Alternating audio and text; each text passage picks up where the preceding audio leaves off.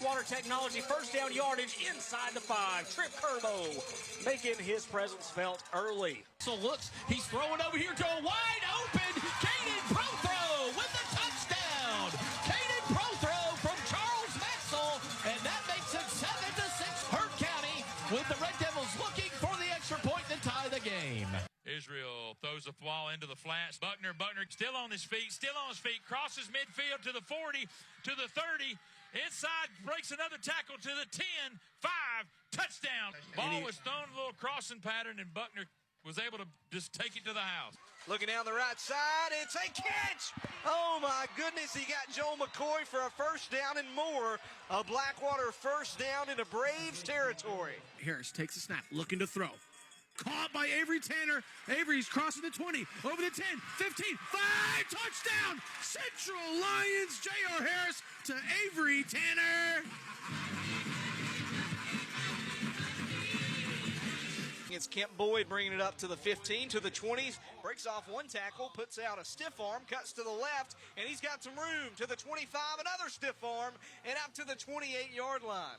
I'm telling you, he didn't get many yards, Samuel, but if you got extra points for stiff arms, Harrelson's winning this game right now. Knox in the shotgun, got a couple wings ahead of him. Hands the ball off, straight up the middle. 5, touchdown, Carlos Randall.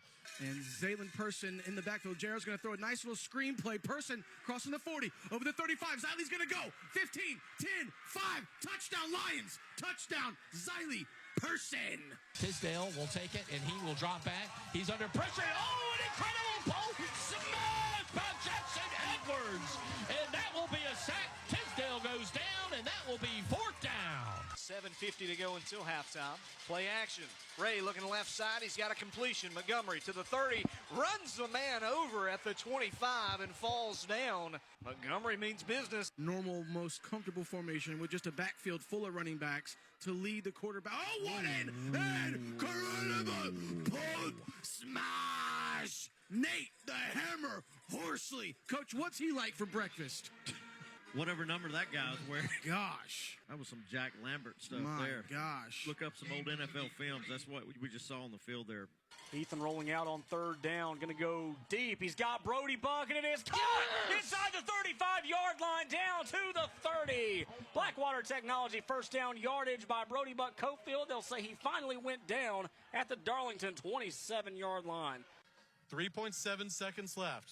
Richardson in the backfield has 2 men to his left, 1 to his right. He's got the arm to get it. Snap is up. Continues to look. Good pressure, and he's going to get sacked all the way back to the 43-yard line, and that is going to end the first half. And that is Brady Denny with the sack. Brady Denny, the defensive end, makes the sack on Richardson, and that is going to end that Greenville threat, and we'll go to halftime with the Patriots up 12-7. It's a bad snap, ball's on the ground, and the Pirates pick it up. Bad snap, sort of to the right of Will. Will says we got it. Well, I think Will's just wishful thinking because there was 15 Brunswick Pirates on the bottom of that pile, and one of them had it in his belly. I saw it.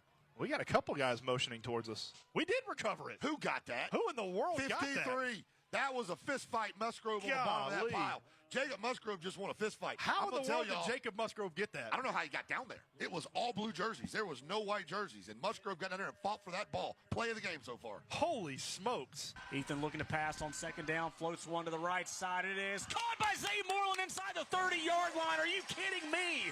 No room, and he gets a flag, but that is a fantastic catch inside the 30-yard line by Zay Moreland. I mean, maybe an inch of separation between him and the Bremen defensive back. Oh, that was a dime piece by Ethan. All right, 2nd down now. Davis in motion out of the backfield and coming over here to Prothrow, and he's got blockers. Prothrow at the 40. Prothrow down the sideline. Prothrow at the 30, the 20, the 10, 5, touchdown.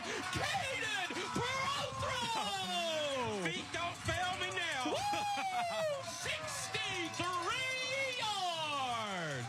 Dragons on 1st down, going to pass and runs right into the waiting arms of a defender, and Kilgore crushes the quarterback. That's an incredible pulp smash. Big hit by the junior defensive lineman, and the quarterback has to be helped up. J.R. Harris stands in shotgun with 2 receivers to his right. Tall Marshawn Horton, single covered on the far side. J.R. takes the snap, Gonna throw it wide open. Hevester! Touchdown, Central Lions. Beautiful throw, beautiful catch. 2014. Boom. And Maxwell's going to take it and run left, and he's going to get the edge over there, and he's inside the 10, inside the 5. Maxwell into the end zone for the touchdown. CM3 with an 11-yard touchdown run makes it 20-7 Bowden. McAnally in motion will get the pitch on the tall sweep. He's got the edge, and he's got the end zone. Touchdown, Kason McAnally, 16-yard run. They're going to throw middle of the field, caught by Trip Curbo, 20. No one's going to catch him. 10, 5, touchdown, Trip Curbo. Touchdown, Heard County Braves. 36 yards. Second touchdown pass of the night from Ethan Tisdale. This time he finds Trip Curbo. Low snap. Alexander holds it. It's blocked. Great job of getting back there, putting your hands up and knocking it down from Omar Holland. Omar Holland came off the end untouched, jumped up, blocked the pass down. That's going to go incomplete and set up a fourth down for New Man. The Bowden 26. Tisdale looking to throw. He's got a guy wide open, and did he reach the end zone? Yes, he did. Touchdown, Brody Buck Cofield. Touchdown, Heard County Braves. And they cut in to this Bowden deficit. Who's 6 for 6 on extra points so far. Great snap, good hold, and it's blocked. Harrelson gets a hand on it, and they bring him down at the 15. The Rebels stop for a blocked field goal, and Harrelson gets the ball back. Nice play, get the penetration. Whitaker in motion, and it will be a sweep to Whitaker around trying to get that edge, but there's Caden Prothrow, and Prothrow makes the tackle right at about the 35, and Prothrow's showing that speed out on the edge. This time is going to be a toss pitch to C.J. Gray. He's got the corner, he's got the edge, and he's got the touchdown. 11-yard run by C.J. Gray. It'll be an RPO, and it's caught. Touchdown, Trip Curbo. Touchdown, Heard County Braves. A quick RPO pass to the Swiss Army knife, and the Braves are back on top. Tant looking right side, got a man open, tipped and intercepted, picked off by Bodie Ostrowski. Off the receiver's hands and intercepted by the sophomore for a touchback. Will in the gun, handoff goes to Bolton. Bolton, another buck sweep, right side. Bolton into the end zone. Cam, Lightning, Bolton, touchdown, Wildcat. Tisdale calls for it, hands off to Darion. Darion at the 5, and he dives. Is he in the end zone? He scored. He got into the end zone. Touchdown, Darion Pearson. Touchdown, Heard County Braves. In motion comes their tight end, and Ricks looks to throw Picked over off. the middle of the field. Intercepted by Josh Davis. Davis at the 20, at the 25. And he's got blockers. He's at the 30. And he'll be thrown down at about the 37-yard line. Josh Davis with the interception. Second down and 6 for Haralson County after a decent pickup on first down. Twins left, one receiver right. They're going to pass. Ray heaving right side. Caught by Kemp Boyd at the 40. He's in a foot race to the 20, 15, 10. Lunges forward, and he's down at the 1. They're going to say he stepped out just shy of the goal line, but what a pass to Kemp Boyd on the final play of the third quarter. Sanders moves to his side, then Knox follows his blockers into the end zone. Touchdown, Mount Zion. JR takes a snap, and he does. He throws a lofty bomb in the corner for Cochran, and does he catch it? Touchdown, Central Lions! What a play, what a throw, and what a catch from the diamond in the rough. Kevin Cochran, touchdown Lions. Ethan Tisdale, he has 4 rushing touchdowns of the night. Can he make it 5? He goes to the right side. In the end zone, touchdown, Ethan Tisdale. Touchdown, Heard County Braves. Sammy Holiday, give me 5, baby. That's 5 touchdowns for Ethan Tisdale. Heard County extends their lead to 40-19.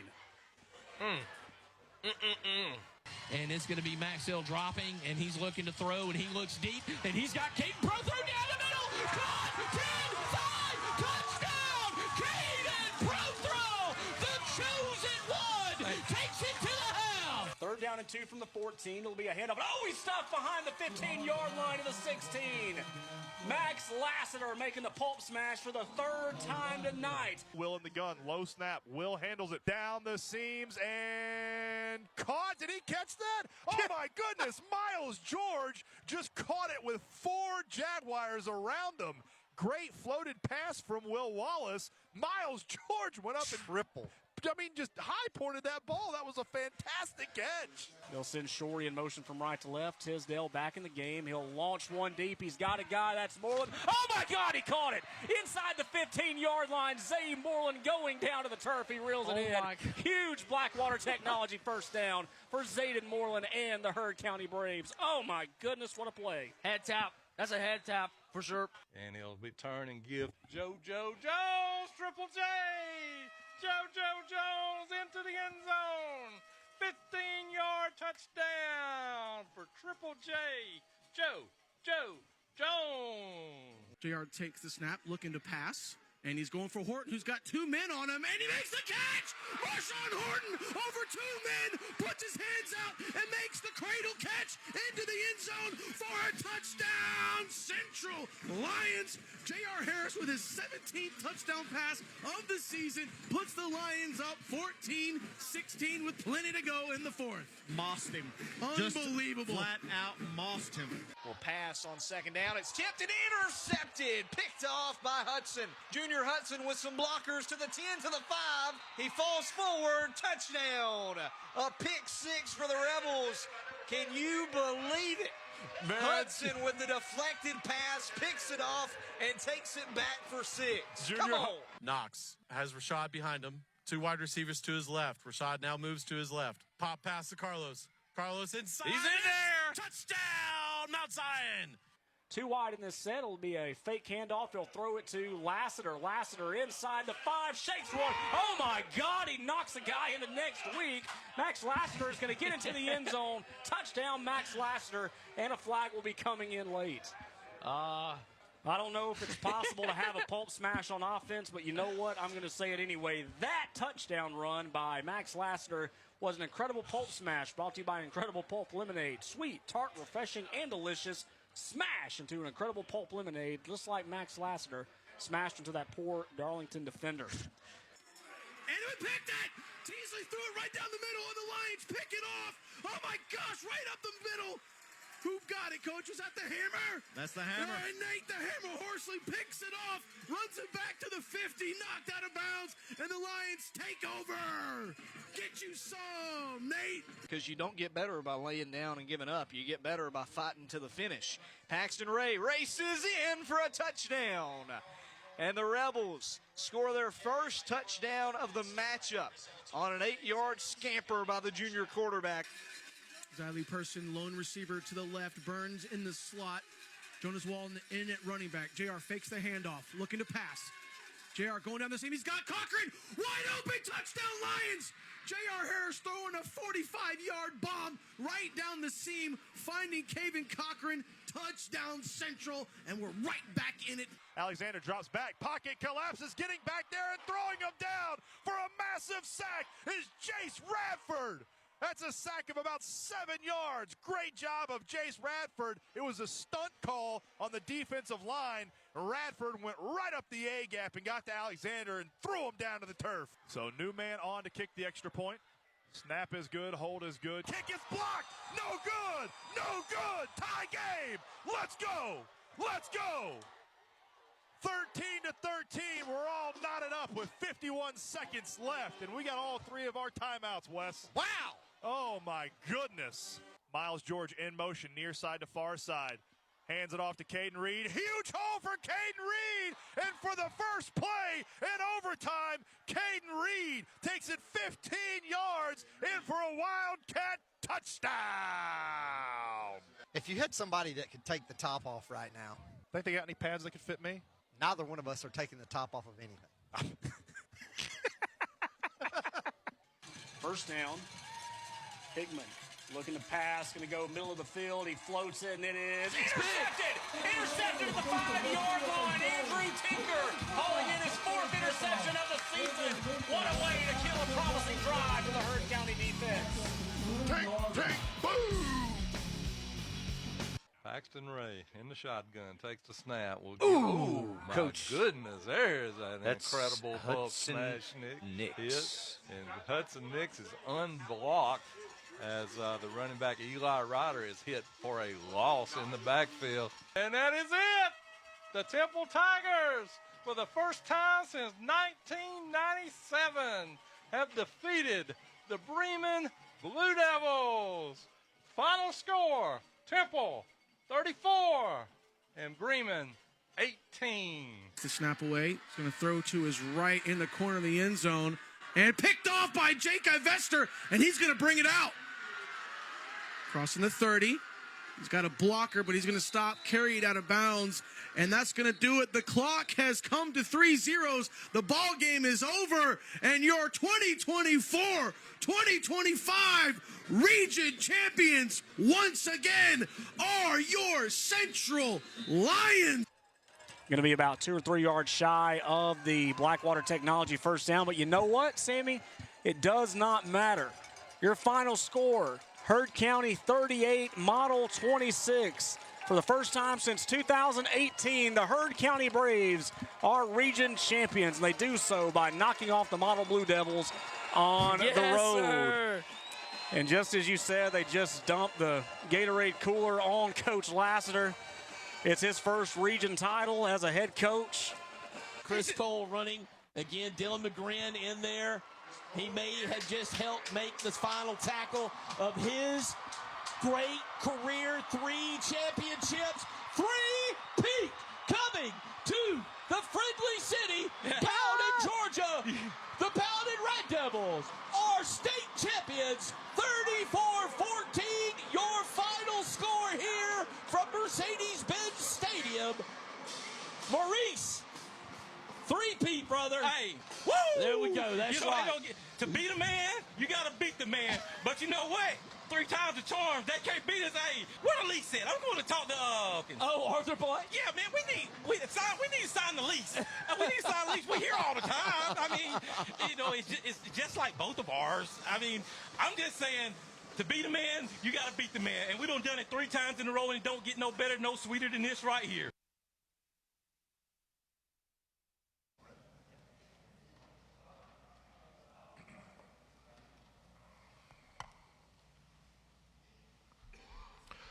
Good evening. Welcome to the Hometown Sports Media All Area Awards. My name is Casey Bass. Excuse me. What?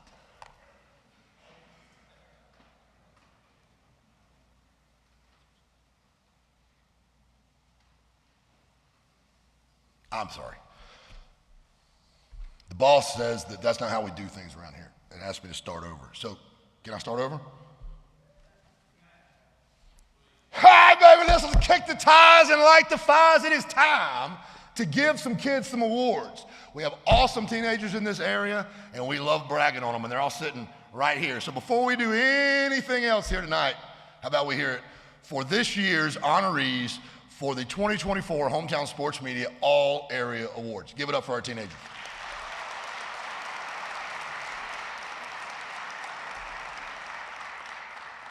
My name is Casey Bass, and I'm so happy to be here with you tonight. I'm so proud of what we've done here at Hometown Sports Media, and I am excited as we continue to move forward. As a lot of you know, 3 years ago, we started with 2 radio stations. One station was the Villa Rica Wildcat Network. The second station was a station that rotated through the Carroll County school system and did a different game of the week every week. Our ultimate goal at Hometown Sports Media is what's in the name, Homer Radio. We believe in hometown radio. And I'm so proud that this season we had 7 stations covering 7 high schools with 7 independent broadcasting crews that get to know your kids, get to know their coaches, get to know the communities. And so when you hear calls like you hear and you hear the emotion that you hear, it's because our guys love your kids, because our guys know your kids. And we don't bring anybody into Hometown Sports Media who is interested in anything else other than bragging on teenagers. Nothing makes me madder than when I hear about how terrible teenagers are. People are, hey, kids these days, kids these days, kids these days. That just tells me they don't know kids these days. And so it's our job at Hometown Sports Media to let the world know what's sitting right here. Awesome young men, amazing young men, crazy football coaches who work for 100 hours a week, and all they really care about, they got to win so they keep their job, but all they really care about is turning these kids into fine young men. And so tonight, we are here to honor them for that. We start with our Newcomer of the Year award. Our first presenter has been the head coach of the Central Lions for 2 seasons and just found out he was doing this 6 minutes ago. In just 2 years with the Lions, they are 21-4 overall, 10-1 in the region, and have won 2 region titles. More importantly, Coach Umbre Brown believes in growing men. Please welcome to present Newcomer of the Year, Coach Umbre Brown.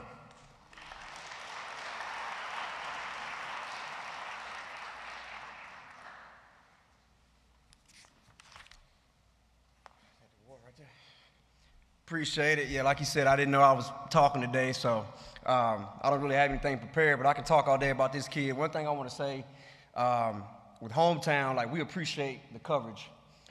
It's one of those deals where, like you said, it's about these guys. We got a lot of talent in this area, man, and it's important to highlight that. So we appreciate you guys. I'm sure all these coaches will echo that same sentiment. And I agree. You know, he said people say these kids these days. I always combat that because I don't believe that either. I think the kids haven't changed. I think the adults and how we treat the kids have changed. But we try to combat that because at the end of the day, it is about these guys. This kid here, like I said, newcomer of the year. So, you know, he came to us. It's not his first year playing football, but his first year, I guess, in a while. Came to us a year ago, really this week, with mat drills. Showed up, got in line, and we were like, okay, this is going to be interesting. We're going to see where this goes. And he stuck to it, man. Ended up being productive for us on three sides of the ball, all 3 phases of the game. 35 tackles, 5 interceptions, 5 pass breakups. Also had 13 catches for 360 yards, 6 touchdowns. Scored a touchdown on 6 of his 13 receptions. So he was a guy that once we got in the red area, we knew we can throw a jump ball up, and he was going to use his skill to go get it done and make it happen. Also was 8 for 10 on field goals, which is very odd that you got a skill guy that is sharp enough to go out and kick a 40-plus yard field goal with the game on the line. And so he's somebody that, you know, my defensive coordinator, Coach Watt, said, man, where would we be without this kid this year? And so he was a pleasant surprise. But more than that, he comes from a really good family, 4.0 kid in the classroom. I mean, he is a knockout kid. And so this year's newcomer of the year is Mr. Caven Cochran. Standing in the shotgun position, fakes the handoff. He's looking to throw already. He's got number 6 down the middle of the field, 1v1, and it's picked off! Oh my gosh, it's already picked off! Caven Cochran already stepping up big for the Lions. Coach, he is the diamond in the rough. JR fakes the handoff, looking to pass. JR going down the seam, he's got Cochran! Wide open, touchdown Lions!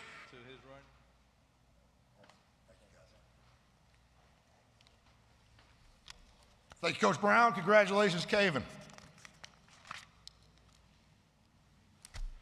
I do not believe our next young man is here because he is playing baseball tonight. We picked this date, which also happens to be my beautiful wife's birthday, because it was the only date on the calendar when there wasn't anything going on. And then it snowed. So Mount Zion is playing baseball tonight. Our next presenter is one of the most respected men in the coaching business. What Brad Gordon has done with the Mount Zion football program cannot be undersold. More importantly, the impact he makes on teenagers' lives daily will make this world a better place for the next 50 years. Plus, that dude can coach ball. Here to present the award for Most Improved Player, please welcome Coach Brad Gordon.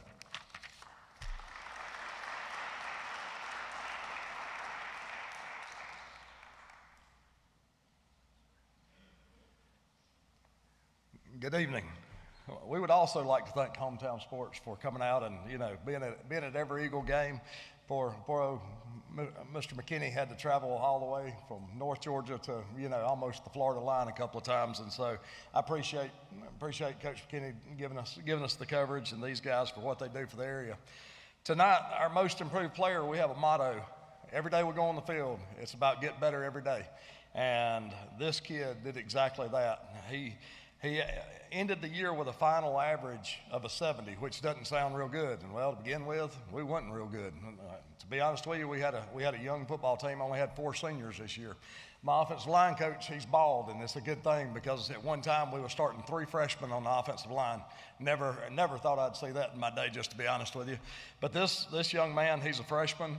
He started every game for us. The last four games, he ended up the season with a winning or a passing grade in all 4 games, and his highest grade was against Manchester week 10, and he scored an 86 as a pulling guard for us. So this young man, when we say get better every day, that was the motto he took, and he took it personally. Every day, he's the last one to get off the field. He's the last one in the weight room. When he leaves the weight room every day, he ends up over at Club Fitness still trying to get better. And so this young man, he is what this award's all about, and our most improved player is Jose Becerra. We will make you take a picture, Brad. We will make you take a picture. But hey, if you could, when you give him that, get us a picture so we can get it to the newspaper. Thank you.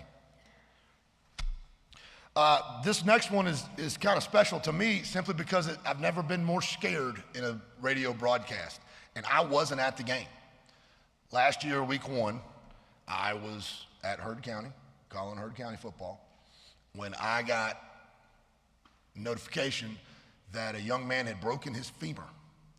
Now, in a previous life, I worked in the woods with at-risk teenagers for a long time, and this isn't a new thing with me and these kids. And I went through a wilderness first responder training that was 2 weeks long. And 1 week of that, the entire week, the only thing we did was femur fractures. It's as serious a physical injury as you can have. I just want to say that before I introduce our next presenter. Our next presenter has set records in only his 3rd year at Temple High School. 4 years ago, Temple was 1-9. Last season, they broke the season record for wins, beat rival Bremen for the first time since 1997, and hosted a playoff game while going 9-3 and 5-1 in region play in 2024. Please welcome to present Comeback Player of the Year from Temple High School, Coach Corey Nix.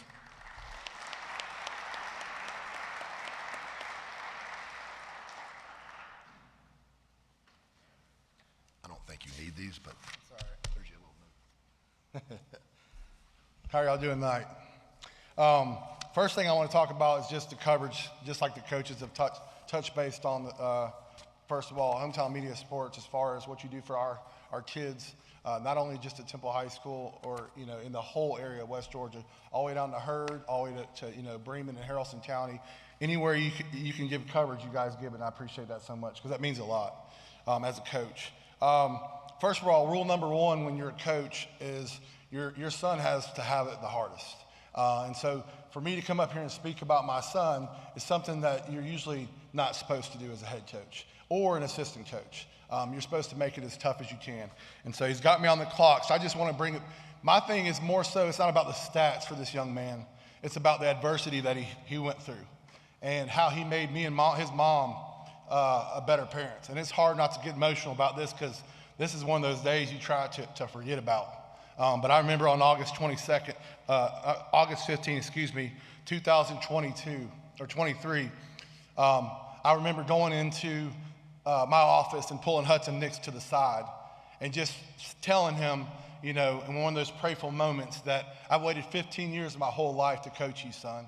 And I hope you, just to give him some motivation, because we have goals for him and things like that, just before you go out to the game and so on. And so I just remember, I don't remember exactly the quarter off the top of my head, but it was, really early in the game.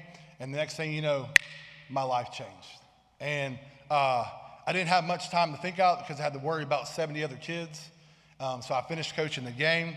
I remember walking off the field, Seth Rogers telling me, Corey Nix, your son's being transferred to Children's at Choa in Atlanta. He's at Tanner right now, ER. Don't know a whole lot about it, but obviously the injury matched to what he said. And to put him on the back burner to try to figure out what's going to go on and get in that moment. But the adversity, all the things that he taught us, it was amazing. You know, for him, he was 6 weeks non-bearing as soon as the injury happened when he had surgery. We didn't know much about what was going to happen with his athletic career. You start talking about growth plates. You're talking about maybe he's not going to grow anymore, and that freaks out daddies. To where, 6 weeks after, 1 week after surgery, the Joker comes to practice in a wheelchair. He don't miss a practice. I'm big on this, but it put me new perspective on me as far as when kids get hurt, parents and coaches sometimes don't always understand. I get it now. I'm thankful for that moment when he got hurt because it gave me a new perspective of coaching. But the biggest thing I remember is him being there at practice every day until he got crutches, until it went, he just continued on. But the biggest part that I'm proud of Hudson Nix for overcoming this injury is I'll never forget it. When he did get cleared and he had to go back in that squat rack for the first time, and I told him, I said, you're not going to get what you used to get. But he didn't want to hear that. So he goes in that squat rack, and for the first time in his life, and some of you Central guys have been very blessed to work with him and see how strong he is. But he fell, that bar went down and not back up. And I remember him crying and tearing up and being so mad at the world. And I remember him walking outside and being embarrassed. And from that moment, I was like, holy crap. You don't know what's going on and why that moment happens as a dad or a coach. But right then and there, I knew exactly why Hudson Nix got hurt. It was to fix the mental part of him. And so to go on and for him to get healthy and obviously play this year and come back and be our quarterback on defense, have 135 tackles and so on, it's not so much the year he had this year, it was the adversity and that he had to overcome that I'm more impressed with him. So the comeback player of the year is Hudson Nix at Temple High School. Thank you. Garcia and swing it out to the receiver. Oh, my goodness. Oh, my goodness. Hudson Nix. Let's hear it. With a incredible pulp smash hit. Hudson Nix with the second one of the night. And we could probably give him more than two. Oh, my goodness gracious. He'll fake and he'll look under the middle. It's intercepted. It's intercepted. Hudson Nix, the inside linebacker, picks it. Oh. That guy's right there. A femur fracture will kill you dead. He played a year later at 135 tackles. Blows my mind. Our title sponsor for Hometown Sports Media is and always has been 316 Healthcare in Bremen, Ranburne, and in Carrollton. They first came on with us with the sole purpose of you got to do as many girls' sports as you do boys' sports, which fired me up. I'm proud to say that in the last 3 years, we have called over 100,000 hours of female high school sports on radio. 100,000 hours. The only way we can do that is because our friends at 316 Healthcare. This next award's got their name on it.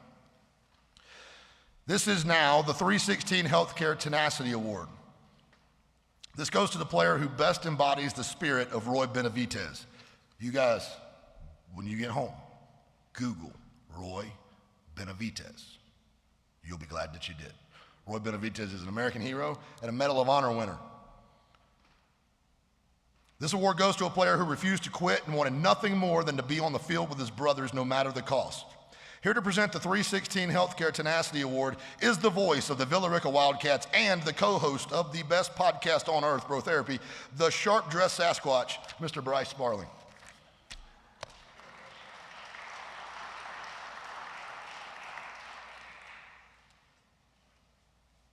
It's hard to find nice clothes that fit me, so I'm glad I could find something tonight. Tonight's 316 Healthcare Tenacity Award winner pushed himself through daily excruciating pain. I mean, every time his team was out there, something was hurting. Every day was a struggle, doing normal stuff, eating hamburgers, drinking a Coke, putting on clothes. It hurt. Everything hurt. During Friday nights, each and every snap was a risk. Catch a pass, get hit, make a block, anything like that, re-injured, back to the sideline, back to getting readjusted for the physio. Nights after the games were sleepless. Couldn't ease the pain, couldn't find somewhere nice to sleep. The bed, the recliner, the sofa, nowhere brought any sleep.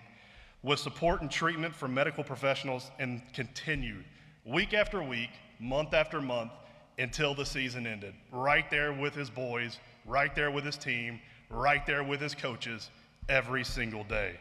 This young man played through a broken shoulder bone socket that caused his shoulder to slip out of socket every time he got hit. This young man is the prime example of grit and tenacity. Through his faith, support from friends, family, and his coaches, this young man finished the season and is our 316 Healthcare Tenacity Award winner. Congratulations to Villa Rica's Tyson Brown.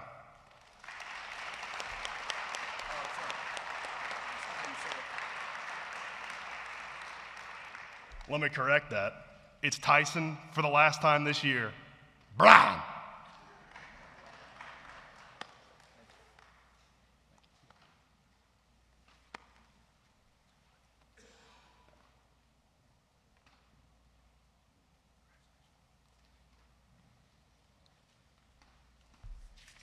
Y'all should really check that podcast out. It's so good. All right. It is time now to honor the 2024 Hometown Sports Media All-Area Defensive Team. Here to present our All-Area Defensive Line are the voices of the Heard County Braves, Mr. Taylor Jones and Sammy Holiday, or as I've started calling them in the last 2 days, Tammy.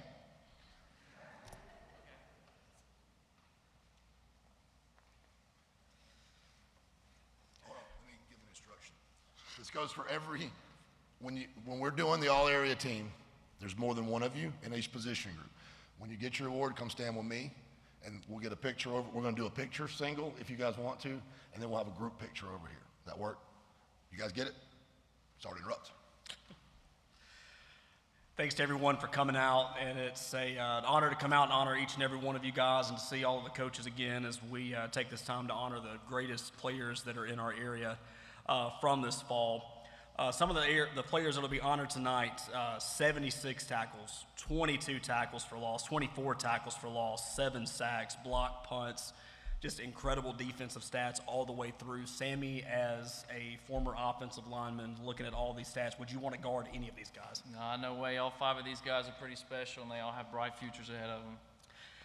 So without any further ado, here's a look at the all-area defensive line.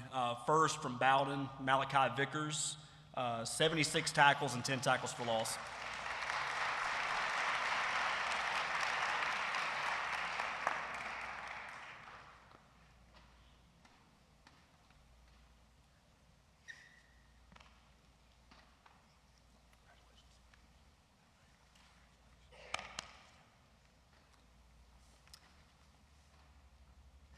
Next up from Heard County, Antonio Heath, 55 tackles and 22 tackles for a loss.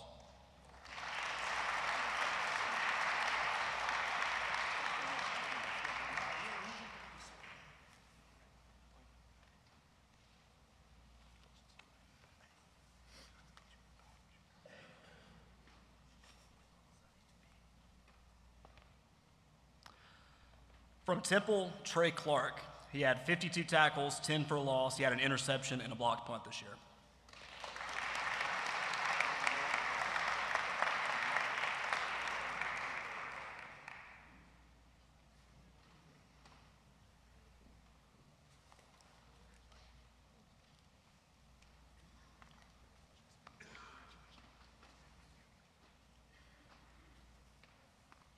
Next up from Villa Rica, Omar Holland. He had 63 tackles, 9 tackles for a loss, and 7 sacks.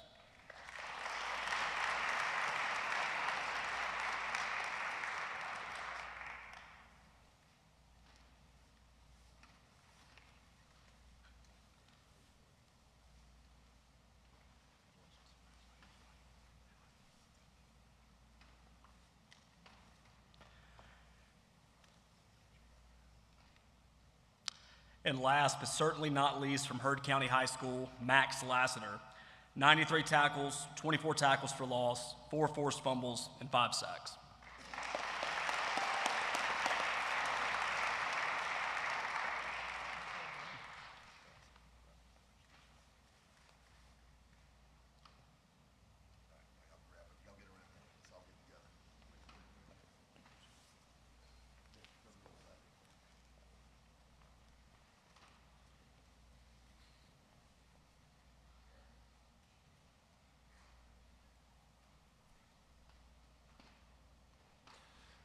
Ladies and gentlemen, the 2024 Hometown Sports Media All-Area Defensive Line.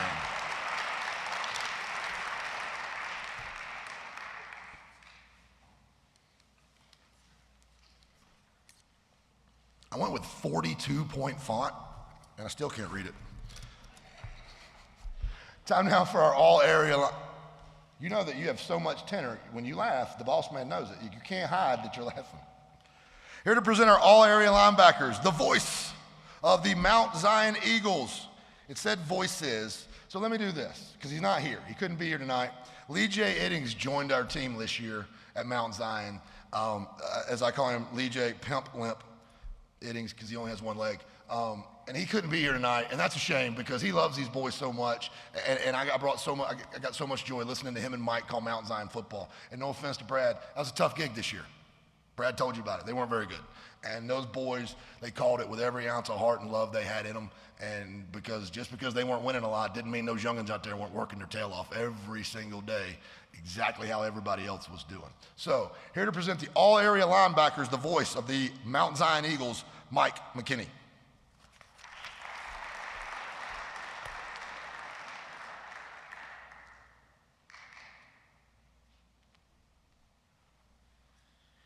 I appreciate the opportunity to come up here in front of you guys tonight. You guys had a great season. It was a lot of fun calling the games that we called.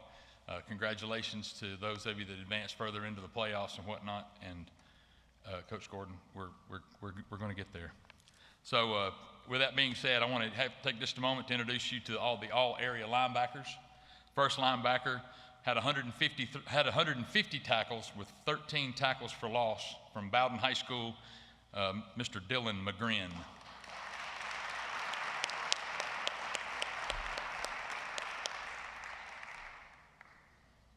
Solid hair, digging the mullet.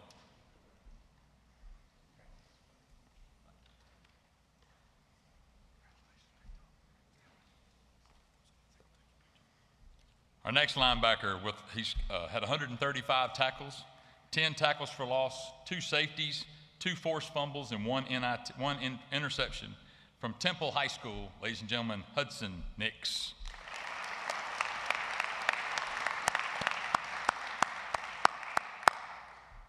Another solid hair.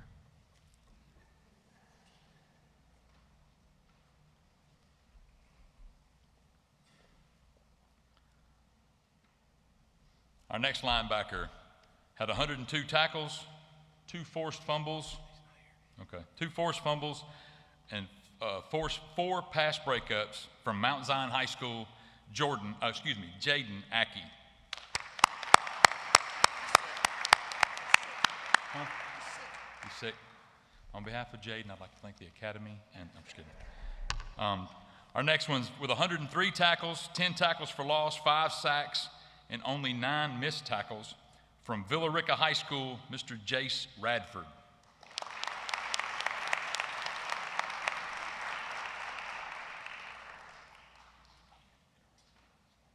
Okay.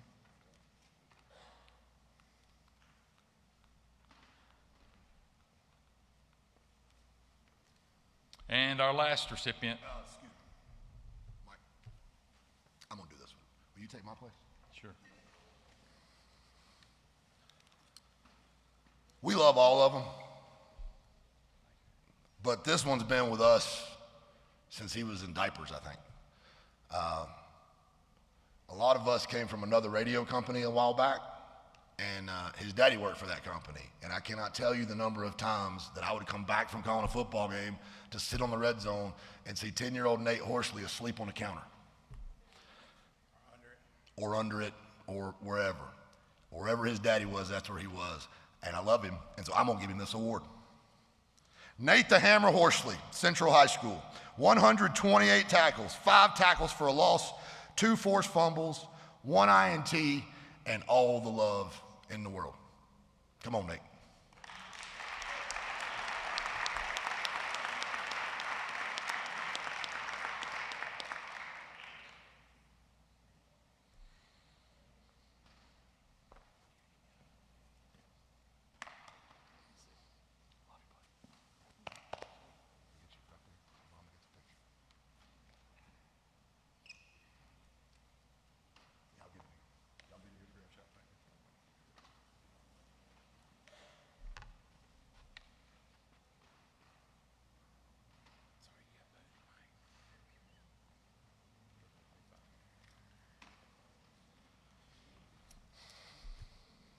That dude, Jace Radford, had 103 tackles and missed 9. He missed 9 tackles. Do you know how impressive that is? It's so impressive that his coach typed it and sent it to me today to make sure I knew it. Let's hear it for our all-area linebackers, ladies and gentlemen.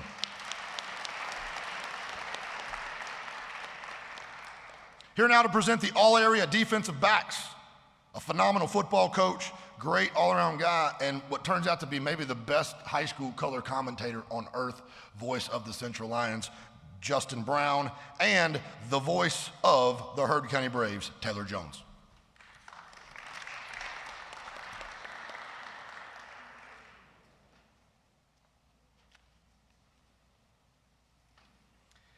Hey guys, glad to be back. It's time now to take a look at the all-area defensive backs, and of course, just like so many of these defensive players we've honored so far, quarterbacks' nightmares, and all of them were all right here in West Georgia. So we'll first start off, we'll go to Haralson County for this one with 68 tackles and 4 interceptions, Tucker Wade.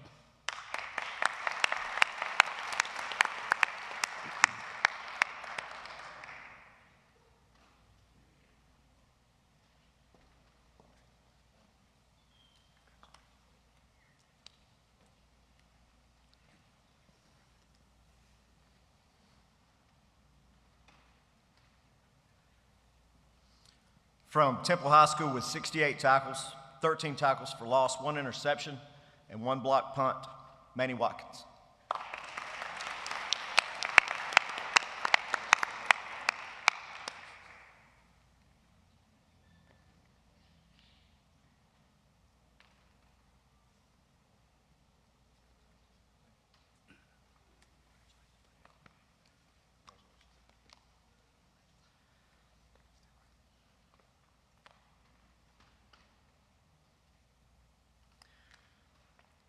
With 33 tackles, 1 forced fumble, 2 interceptions, and a pick 6 from Villa Rica High School, King Swint.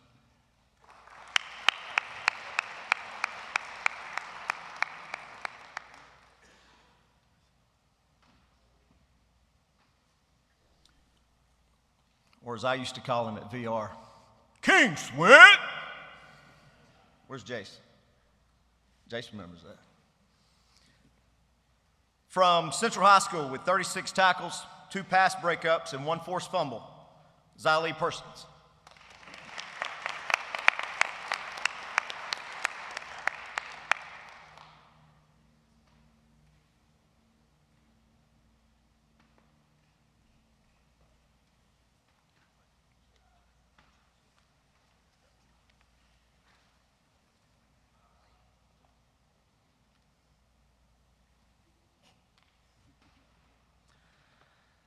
Finally, with 69 tackles, 6 pass breakups, and 3 interceptions from Central High School, Andrew Sheffield.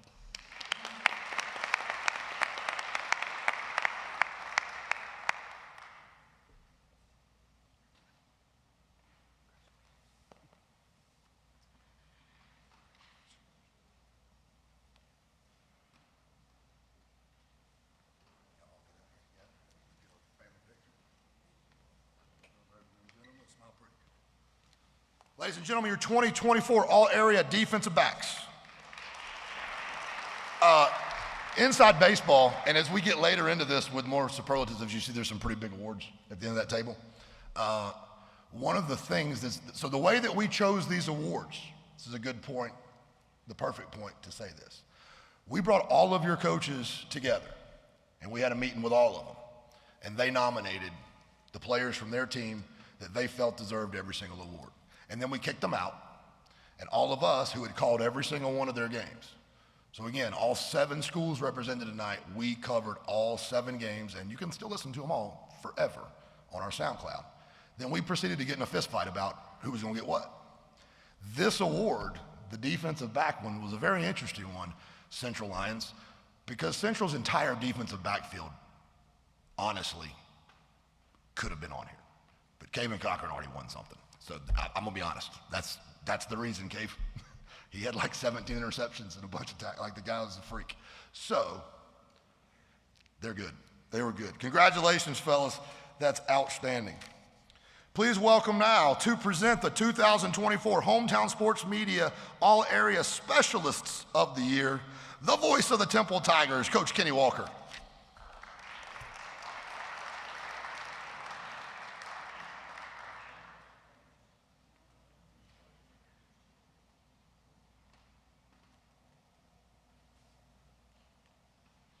Forgive me, Casey, that there is one thing I want to add to the award for the Comeback Player of the Year. Not only did Hudson Nix come back from that femur injury, he caught every baseball game 5 months after that injury in his freshman year of high school. So I just wanted to throw that in there too. He came back from a lot and did it quickly.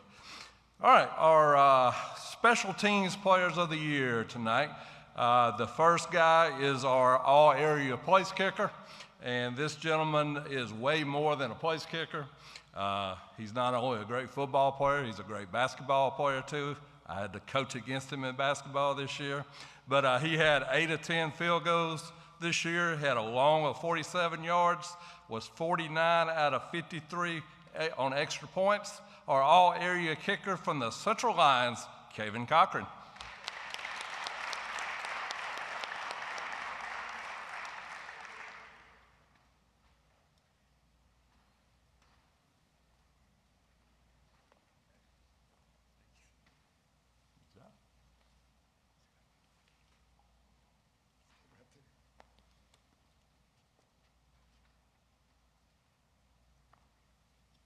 All right, our next honoree is our all-area punter, and this young man for Mount Zion doubled as the kicker and the punter. He was good on 17 out of 18 extra points, had 32 punts for an average of 37 yards per kick, 18 touchbacks as a kickoff specialist, and representing the Mount Zion Eagles, Alan Esquivel.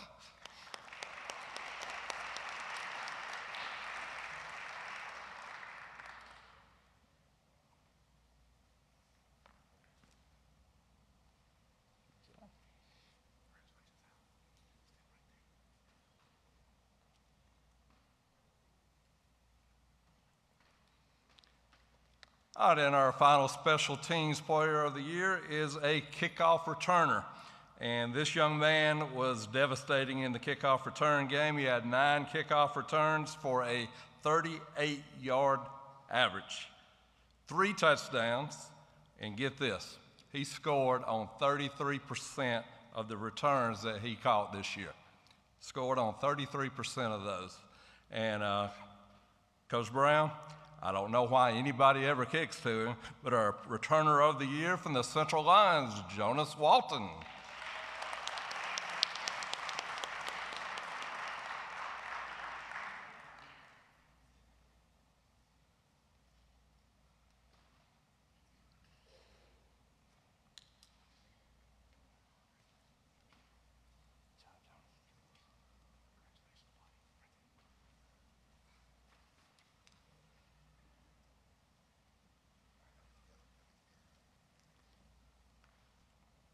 Let's hear it for our 2024 specialists. I think it's important at this point to note that we didn't do this last year. We gave the awards, but we weren't in a position where we do this. We're going to do this moving forward. But that guy right there that returned 33% of the things they kicked to him for touchdowns was our 2023 Hometown Sports Media MVP. He was the player of the year for all of West Georgia. Write down the name Jonas Walton, guys. You're going to hear it a lot. We move now into some more superlatives before getting to our offense. Before we do that, let's hear it for the defensive guys. How about for that all-area defensive team?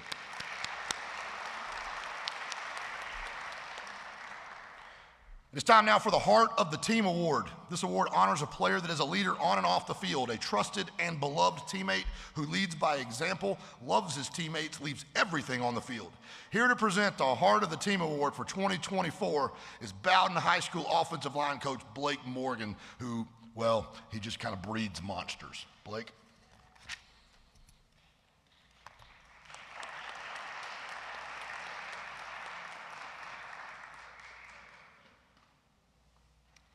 So first off, when Clay called me and asked me to do this, I was 100% excited, to get to talk about this guy. And, it means a lot to me to get up here and, speak about him. And what you said was exactly right, about the heart of the team. This young man, though, you can stand up here and talk all day long, but this is one of those things where you kind of just had to be there to see it. Anybody that's ever watched a Bowden game, anytime we score, big defensive stop, he makes a tackle, anything like that, you see the passion there, but what you don't see is all the other hours that he put in with that same amount of passion, the work that he was able to do. And then I got to witness him do things that with his stature he probably shouldn't have been able to do, but he was willing to do it. He knows that I pick on him about that, but I watched him get his helmet knocked off by a guy that's now early enrolled at Florida State and block him one-on-one. That's not an easy thing to do. But this guy, like I said, he means a lot to me, and I think the heart of your team, not only does it have to be what you described, but he's got to be a guy that when things aren't going well, that's the guy you can go to, all right? And you can just look in his eyes and you can know we're going to be fine because he is going to make sure we're fine. Coach Finley says all the time, coach-led teams can be good, but player-led teams are great. This guy helped us achieve that. He was one of the, not just the hardest worker, but he loved Bowden football and Bowden, the community itself, with everything he had in him. He made me a better coach, but he also made me a better person. I'm just very grateful to present this award. The 2024 Heart of the Team Award goes to Bowden's Jackson Edwards. Tisdale will take it, and he will drop back. He's under pressure. Oh, an incredible ball smashed by Jackson Edwards. And that will be a sack. Tisdale goes down, and that will be 4th down. Tisdale will take.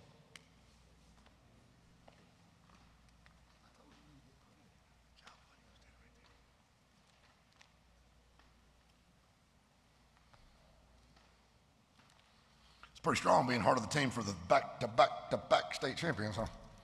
Well done, young man. If you listen to any of our broadcasts, you will, for the last 3 years, one of our first sponsors to ever jump on board with us, even when he didn't have no money to do it, was Steve Walker from Incredible Pulp Lemonade. If you guys are ever out at a ballpark and you want something to drink and you see that truck, go get you some. It's delicious. It's just lemons and sugar and water. It's amazing. Steve wanted to sponsor people getting their heads knocked off. So Steve became our big hit award every week became the Incredible Pulp Smash. And anytime there is an Incredible Pulp Smash, we're grown men, we like to have a lot of fun with it. So I would say something to the effect of, oh, there's Hudson Nicks, that's another Incredible Pulp Smash. And then those guys would go, yeah, because we're children. The child that just made that noise is now going to present the 2024 Incredible Pulp Smash of the Year. This award goes to the player who had wall-to-wall big hits. Here to present the Pulp Smash of the Year, the voice of the Wildcats and bearer of brand new Sonic the Hedgehog haircut, Bryce Sparling.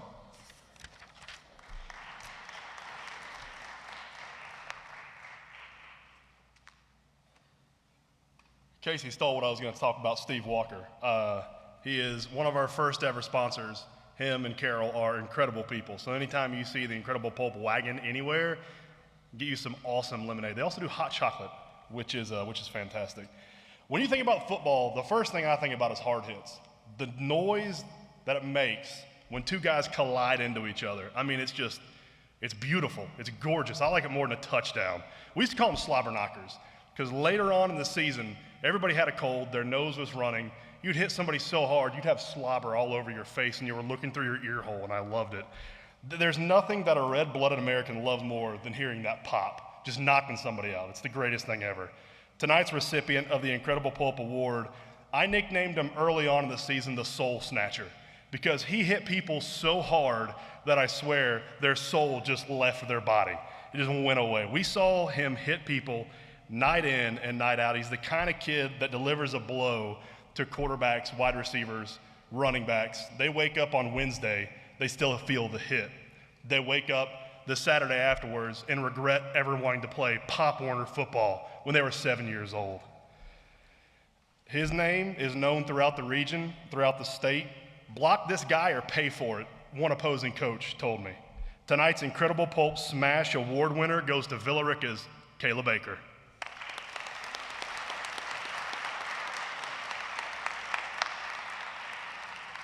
RPO over the middle, and oh my goodness! The pass was caught, but Kayla Baker just snatched another Snow. Pass complete to Kemp. Kemp's got a lot of room to, oh! Kayla Baker just came up and destroyed Kemp! Connor Kemp just got knocked into next week. The kid plays like a Womack. If you know what that means, that's a compliment.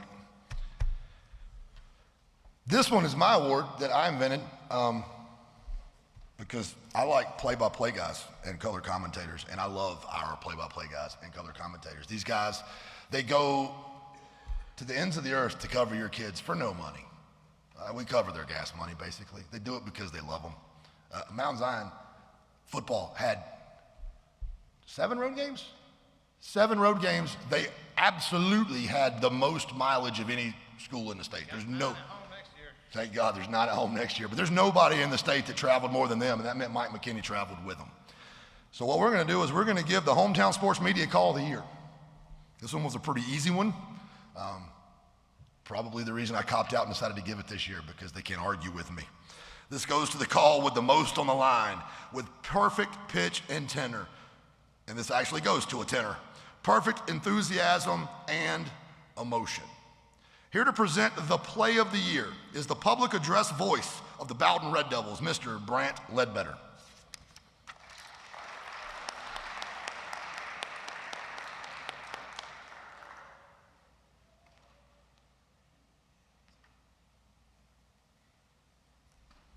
I'm also the co-owner of Bowden Disposal. You can sign up today at bowdendisposal.com.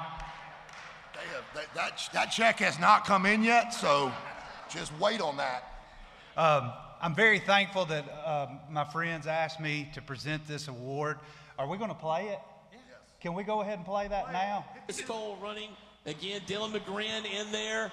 He may have just helped make the final tackle of his great career. 3 championships, 3-peat coming to the friendly city, Bowden, Georgia. The Bowden Red Devils are state champions, 34-14. Your final score here from Mercedes-Benz Stadium. Maurice, 3-peat, brother. Hey, woo! There we go. That's right. To beat a man, you got to beat the man. But you know what? 3 times the charm. They can't beat us. Hey, what the lease said? I'm going to talk to Arthur Boy. Yeah, man, we need to sign the lease.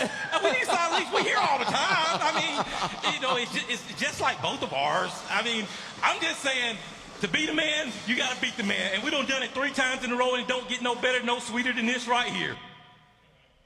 Put your hands together for that call.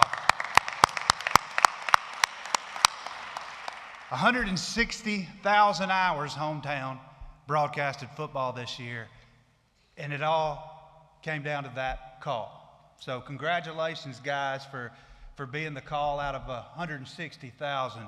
It's a big deal for me, not only because it's one of the top 5 moments in Bowden High School history, and I love Bowden, Georgia. The fact that our kids, who I love so much, even you, Caden Prothro, I got to see them celebrate it. The broadcast talent that put this call together, it's unmatched in my opinion. But the thing that really makes it the most special are the guys making the call.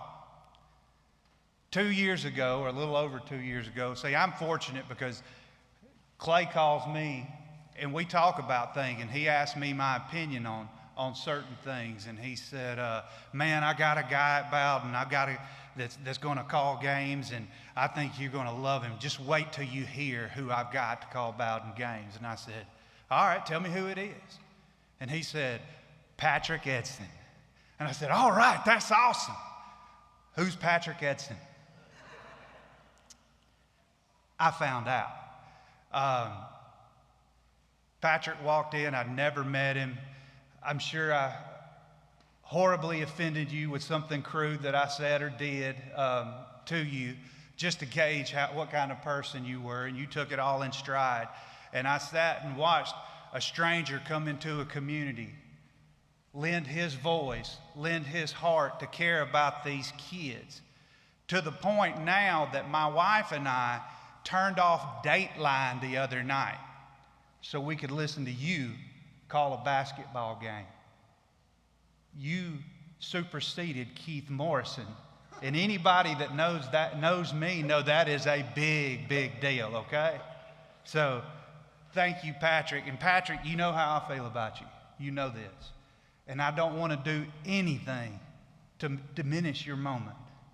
But I'm about to talk about Maurice. Anybody that knows, well, I'll just say this. Only a handful of times in your life will God bless you with somebody that changes everything. It's happened to me 3 times in my life. That's with my wife, Valerie, my son, Jackson, and my best friend, Maurice Nunn. Met Maurice when I was 16 years old, and he was 15. And I had spent my entire life being told at church, being told at school, all men are created equal. And I believed it until I met him. Then I realized that I'd never be able to do anything as well as Maurice Nunn. He's prettier than I am. He's smarter than I am. And he was way, way better at sports than I'll ever dream about being. About the same time that Clay called me about Patrick, he said, we need a color guy to go with Patrick. Any names? And I said, Maurice Nunn. And Clay said, man, a Bowden legend, that'd be awesome. Hold on a minute. I don't think I've ever even heard him talk. And he said, and I told him, I said, he don't. He's a quiet dude. He don't say much. And he said, how do you know he'd be good on air? I said, just trust me. And I watched my best friend come in 2 years ago. He had never had a microphone on a headset on or anything. But hey, he's been my best friend for 30 years. I watched this man become a dad at a very young age and excel at that like nothing I've ever seen. 3 times, actually.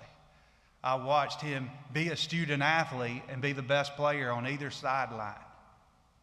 I've watched him professionally get a job to support his family and work his way up. I have never seen this man fail.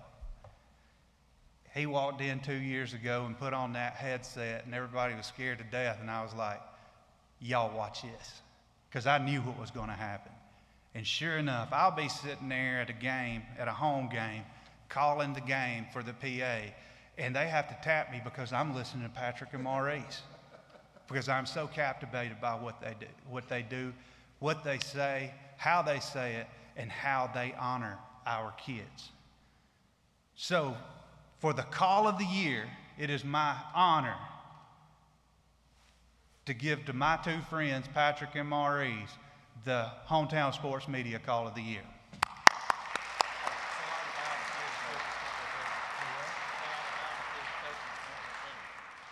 Oh, I need all the Bowden kids and coaches to come up here too. I'm being serious, y'all. Come on, don't look at me like I'm stupid. It's a 3-person award.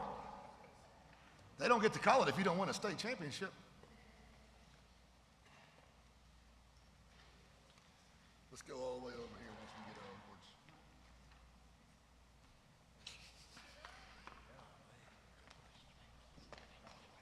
Let's go over here. Let's all get together for a team picture. Caden, we're going to need you in the back. Okay, you stand in front.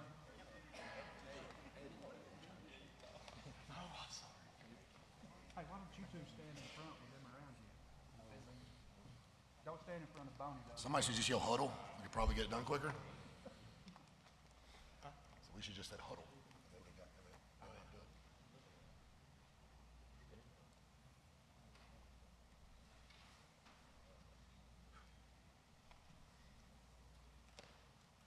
Ladies and gentlemen, the Bowden Red Devils.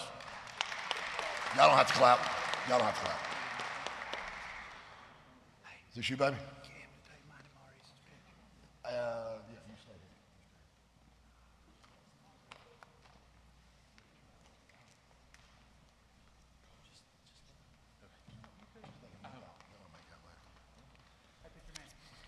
says Brant 90 seconds.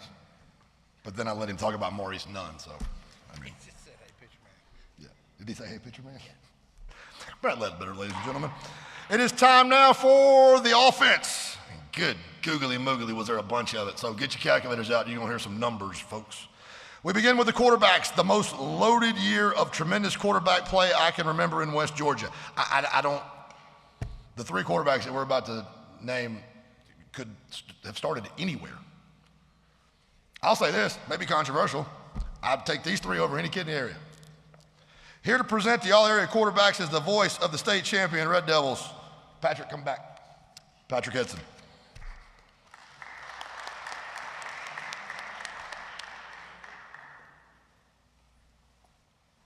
Thank you, Casey. And, you know, if I wouldn't mind taking a personal point of privilege, one thing I think I'd like to say, and I know the kids, the players, and the coaches would say this as well, one of the biggest things is the support system that your kids have at home, the parents and the families. And if we could, kids, why don't you stand up and give an ovation to your parents and families this evening.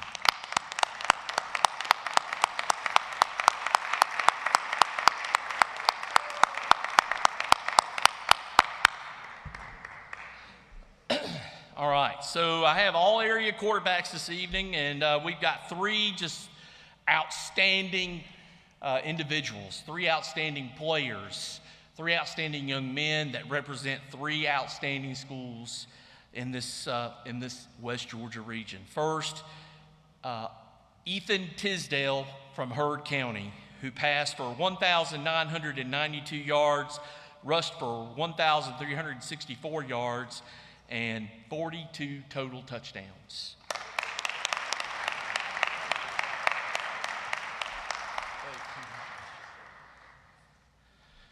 Next, this individual passed for 2,667 yards, rushed for another 458 yards, and accounted for 37 total touchdowns from the quarterback position, and that is from Central High School, J.R. Harris.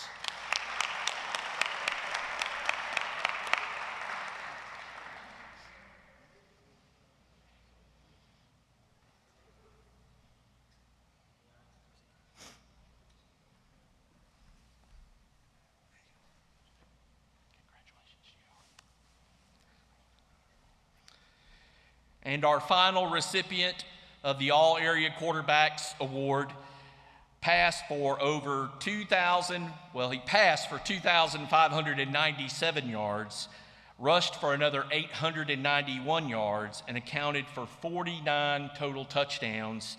And this is from Bowden High School, Charles Maxwell III.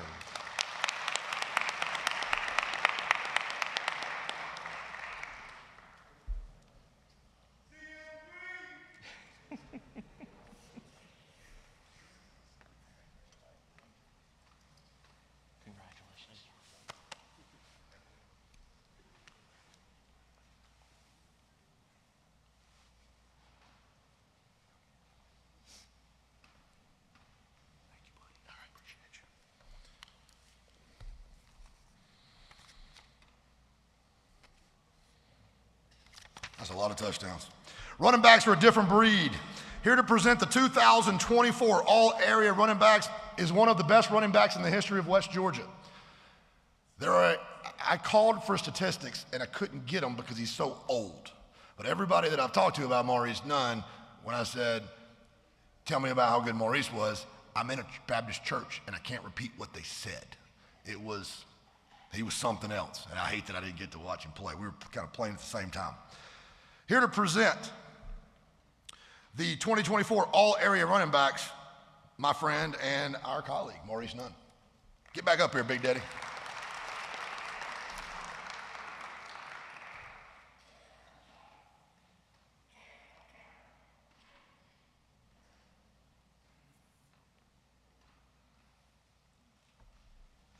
All right, I'm a little nervous because they said I don't talk much, but when I turn on film, especially when it comes to offense, you know, the first thing I look for is running backs because, you know, that's home to me. You know, whether it's blocking, vision, cutting, making people miss, agility, it's just one of the things that, pops out to me.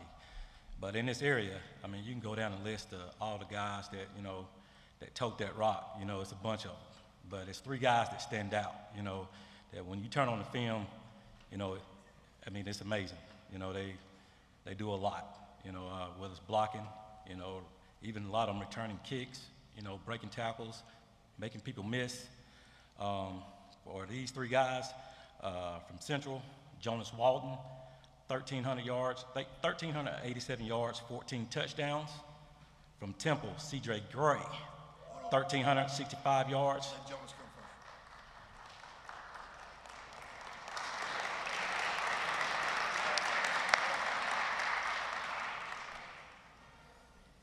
And Jonas Walton, you got Saquon Barkley thighs, sir. It's scary.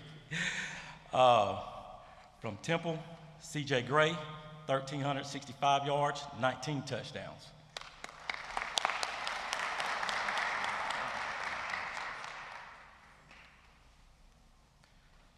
From Bowden, Georgia, Nate Boney, 1,373 yards, 9 touchdowns.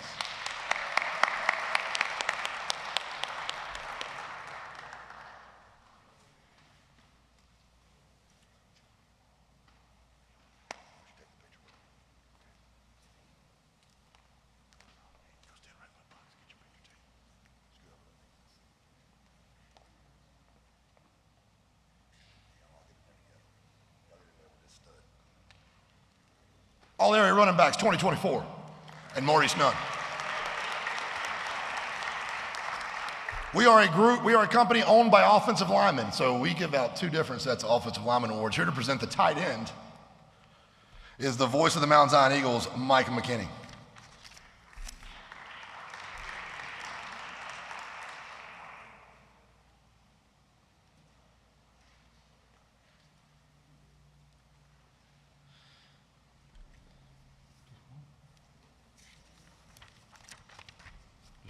That's it. Oh, yeah. That's making sure.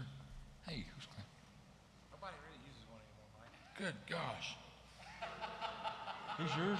Yeah. Oh, sorry. That's hurtful. Momo. Anyway. Playing the tight end position I know is a very difficult position because you've got multiple responsibilities as far as blocking, receiving, doing a little bit of everything. So you've got to be multi-talented to play the tight end position. So congratulations to this year's award winner. So with that, with 510 receiving yards and catching 11 touchdowns, I sometimes wish we could almost get a little blocking thing to get him, but they kind of go along with that because blocking's a major thing for the tight ends. But anyway, 510 receiving yards, 11 touchdowns from Bowden High School. Congratulations, Mr. Jonah Wilson.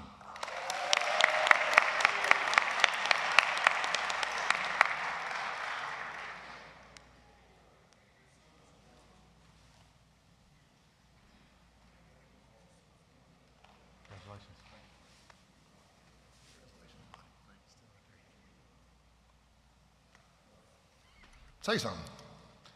That's the first time I've ever met Jonah, but I think I'm going to call him Mr. Wilson from now on. You know what big a deal it is to be all-area tight end when you're on a team with the #1 tight end in the class of 2025? That's pretty strong. Time now for the wide receivers because they're the ones that do all the work, right, guys? Here to present the all-area receivers for 2024, Coach Justin Brown.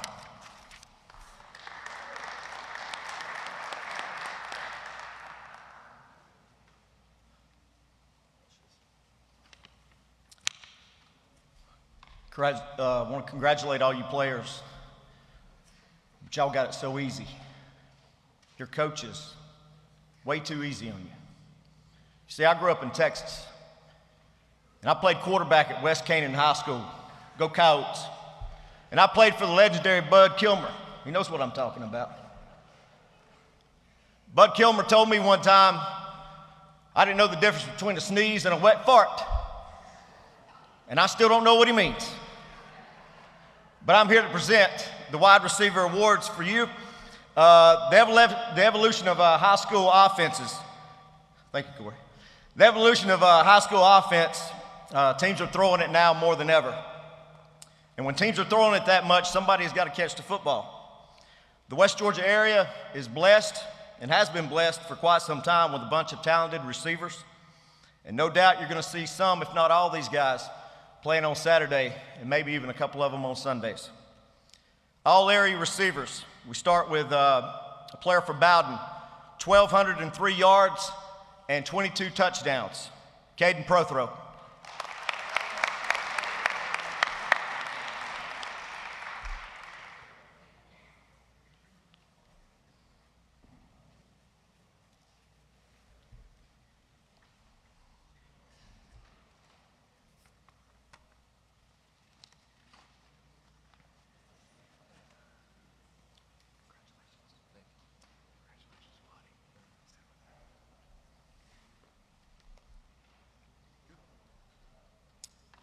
From Central High School, 472 yards receiving and 5 touchdowns, Avery Tanner.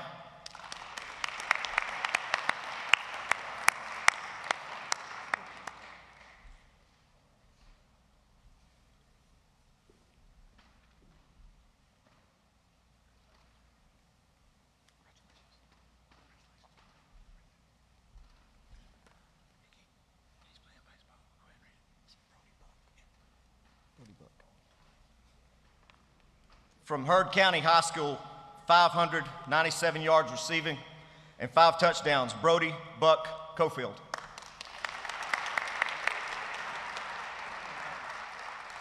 And I'm told he's playing baseball tonight. And then finally from Bowden, 463 yards receiving, 5 touchdowns, Mason Daniel.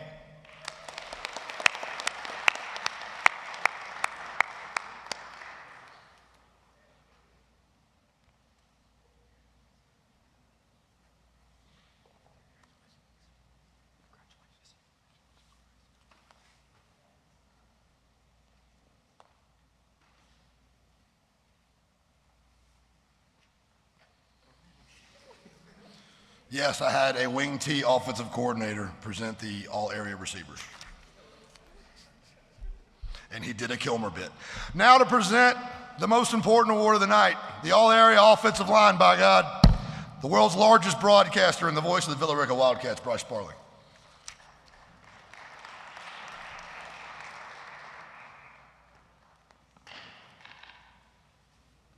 Like Casey said, we got a soft spot for offensive linemen here at Hometown Sports Media. As our size might deceive you, none of us were quarterbacks or running backs. All 3 of us were offensive linemen. So we love our offensive linemen here at Hometown Sports Media. First offensive lineman from Heard County, leader of the offensive line, 4.0 GPA, Riley Chapman.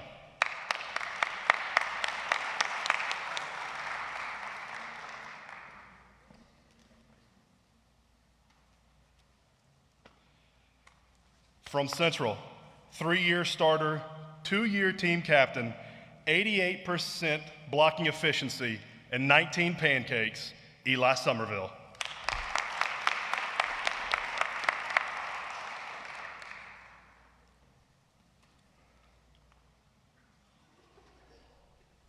After this is over, Eli's got some duck land he wants to sell y'all if you're interested.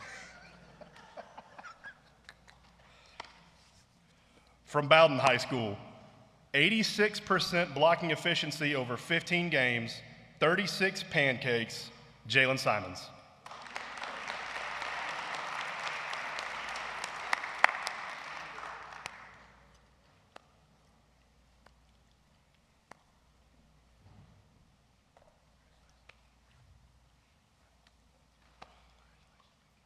From Villa Rica High School, 86% blocking efficiency with 39 pancakes, Austin Presley.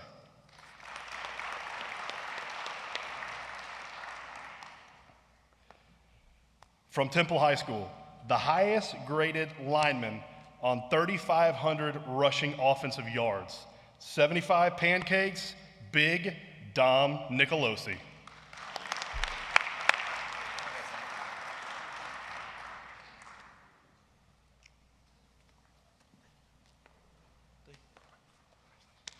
And last but certainly not least, from Haralson County, the highest graded lineman, 2-time all-region player, Walker Ward.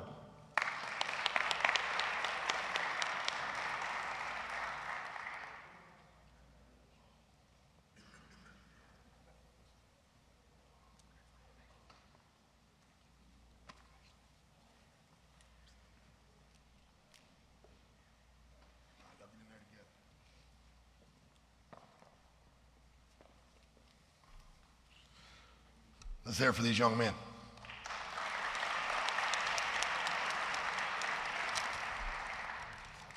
Thank you, guys. Congratulations. That is your all-area team for 2024. We have a few more awards, but your all-area 2024 team, let them hear it.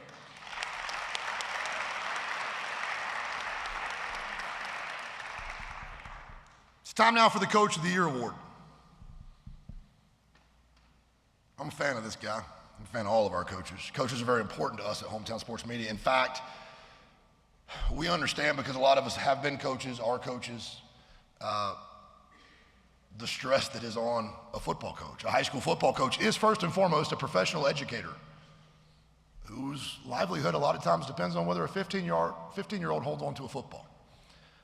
And so what we want to do is always respect our coaches, and we always want to give them an opportunity to speak.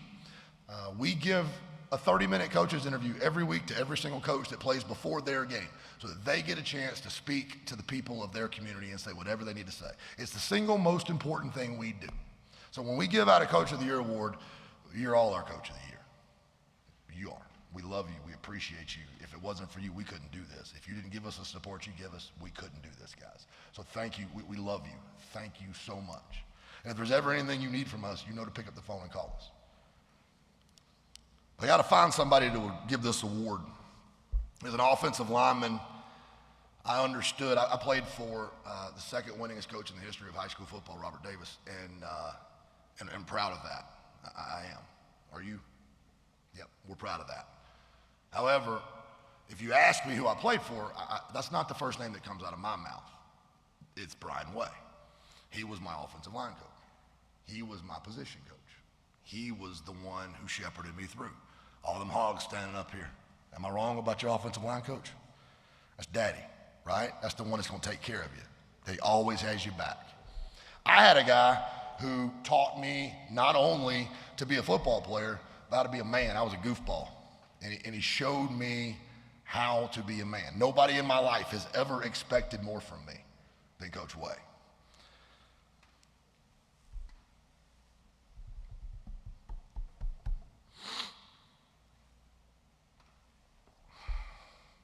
I'll be with y'all in a minute. No one's ever pushed me harder, expected more out of me, or believed in me like Coach Way. Sometimes I wake up in the middle of the night, Rich, and I hear, chop feet, drive, wide base, drive. And then you'd hear the beep, and then you were waiting to hear one of two things when it was over with. You would either get good, that meant you were done, or the dreaded, do it again. Here to do it one more time, my hero, my offensive line coach, and Rich Finley's offensive line coach. Please make welcome 2000 state champion head coach and the greatest offensive line coach to ever do it, Coach Brian Way.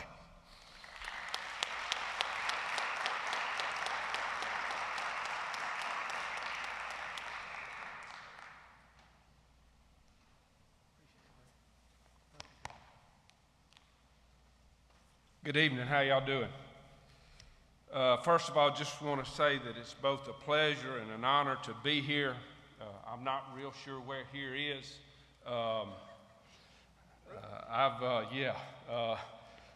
I've been going to football games my whole life. My dad was a high school football coach. I've been all over the state playing football, coaching football, watching football. I ain't ever been to Roopville. And I don't even know if I'm in Roopville now, but I figure I must be close. So again, it is an honor to be here. I appreciate those nice things that Casey had to say about me. He probably didn't say real nice things about me back when he played. But first of all, I want to say thank you to everybody that's involved with Hometown Sports Media, not for asking me to come here to do this award, but for what you do to promote high school athletics in this area. It's awesome what you do. Not only for the schools, but for the players and the coaches, it's really incredible. And it's not something that happens everywhere. And so parents and players and members of the community be Be thankful for it. Don't take it for granted.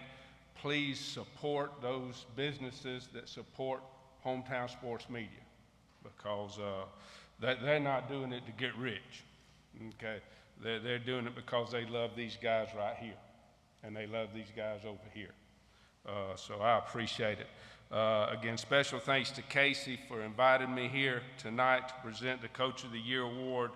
It was a pleasure coaching him all those years ago. How long has it been, Casey? It's been a long time. 25 years ago, and Rich even longer than that. Probably 30 years ago, 35 years ago. I'm sorry to throw you under the bus like that, Rich.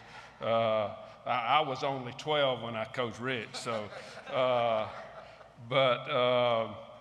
Again, you know, y'all have heard Casey tonight, and you hear him on the radio. He was just as enthusiastic and passionate about playing football as he is about calling these games. And again, I appreciate him. Not that it really matters, but I grew up in Warner Robins, Georgia. I played football at Warner Robins High School for Coach Robert Davis. My high school offensive line coach was Lynn Honeycutt, who was crazy, okay? But I loved him then, and I love him now, and still talk to him all the time. I went to the University of Georgia not to play football, just to go to school. There wasn't a college team in the country that wanted me to come play for them, I assure you. But after graduating, had the great opportunity to go back to Warner Robins and coach there, for 32 years, from 1984 to 2016. And I say that because Warner Robins is a lot like this area, in that high school football is the lifeblood of the community. It's what people think about and what they talk about 365 days a year, okay? And there's nothing like it. And again, like I've already said, you know, my dad was a football coach, so I've been involved with football my whole life. My earliest memories are going to football practice with my dad, and I was barely big enough to walk, okay? And my mom would take me up there, and I'd hang out at practice. And again, it's something that's very important to me. It's the greatest game that's ever been invented, bar none, okay? It does more to prepare you for life than anything else you can do. So cherish it and enjoy it. That's enough about me. Y'all didn't come to listen to me or about me. I'm here to present the Coach of the Year award. Probably no secret as to who that honor goes to when you win 3 state championships in a row. It's pretty much a given that you're the Coach of the Year. I probably count on one hand the number of coaches who've done that in this state. So that's really something that's incredible. And trust me, I was a head coach for 12 years at Warner Robins and had the fortune of winning 1 state championship. And winning one's hard enough, but winning 3 in a row is truly amazing. And for those of you that don't know, coaching high school football is not an easy job. Now, it's a great job. Maybe the greatest job in the world, but it ain't easy. It's 24 hours a day, 7 days a week, and 365 days a year that you're doing something with your football team, either thinking about it or you're with them in person. Coach Finley would be the first person to tell you that he's not the only reason that they won these championships. It takes really good players who put the team first. It takes dedicated assistant coaches. It takes, really, this is important, nobody ever thinks about it. It takes understanding wives and families, okay? It takes great support from your school and your system administration, and great support from your parents and community. It takes all these things plus a little bit of luck along the way, but somebody has to lead them. And somebody has to have a vision and a plan and be able to implement that plan. A great leader is somebody who can get ordinary people to work together to achieve extraordinary things. And that's what Coach Finley has done and continues to do. He's been a tremendous leader ever since I've known him, and I've known him most of his life. Okay, he was a great leader as a player for me at Warner Robins High School, as a player at University of West Georgia right down the road, as an assistant coach for many years, and now here at Bowden High School as the head coach. And like myself, Coach Finley's grown up around football. His dad, who I had the honor of working with for almost 20 years, was without a doubt the best defensive football coach I've ever been around. His name is up here. Everybody else's name is on another page. It's not even close, okay? And something I learned from him, and undoubtedly Rich did too, is that players will do anything you ask them to do as long as they know you care about it, okay? But you can't ask them to do something they're not capable of doing, okay? And just from watching his team play, the few times that I've had the pleasure of watching them, they love to play the game. They love to compete, and they play that way because they know that he loves them and he cares about them. And so that's the greatest honor that I could give him. But I know you're tired of hearing me talk, and he's tired of hearing me talk about him, and he just wants to get back in the weight room with his team tomorrow. So the Hometown Sports Media Coach of the Year, Coach Rich Finley.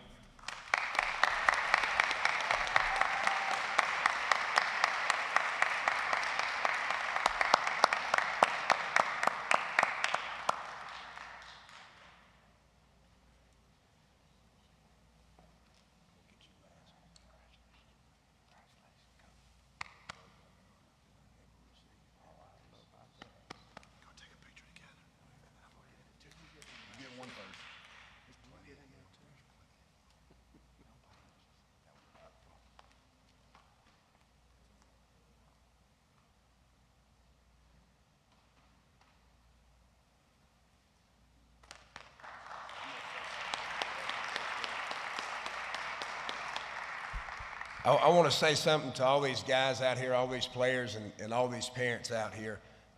Probably there'll be no greater honor I ever get than to have this man come up and present something to me. I wouldn't have cared if it was a hand-scribbled stick figure on a piece of paper. But I promise you this, you know, what I've done, and to let you know, it was 37 years ago. All right, he was my offensive line coach, and he was a little bit like that Lynn Honeycutt guy that he talked about coaching him. But I want you to know this, him coming up here today, I love my parents. My parents were married for 40-something years. The guy that I never wanted to disappoint or let down with my grades, how I played on Friday night, even on the weekends when nobody was watching what I was doing. I never, ever wanted to let that man down. And I love my daddy more than anything on the planet. But that guy, I didn't want to let him down in anything that I've done, and I felt that way the 37 years that I've been coaching without him. And for him to come back, and, you know, I'm in this profession because of guys like him. My offensive line coach in college, they were two guys that I thought highly of. I know they took a guy with not a whole lot of ability and made me do things that I didn't think I was capable of doing. So cherish those coaches. Parents, know that those guys do get us to do things that we don't think we're capable of. And I can't think of better men that you can leave your kids around than the coaches in the West Georgia area right here. A bunch of great football coaches. Honored to receive this. Thank you very much.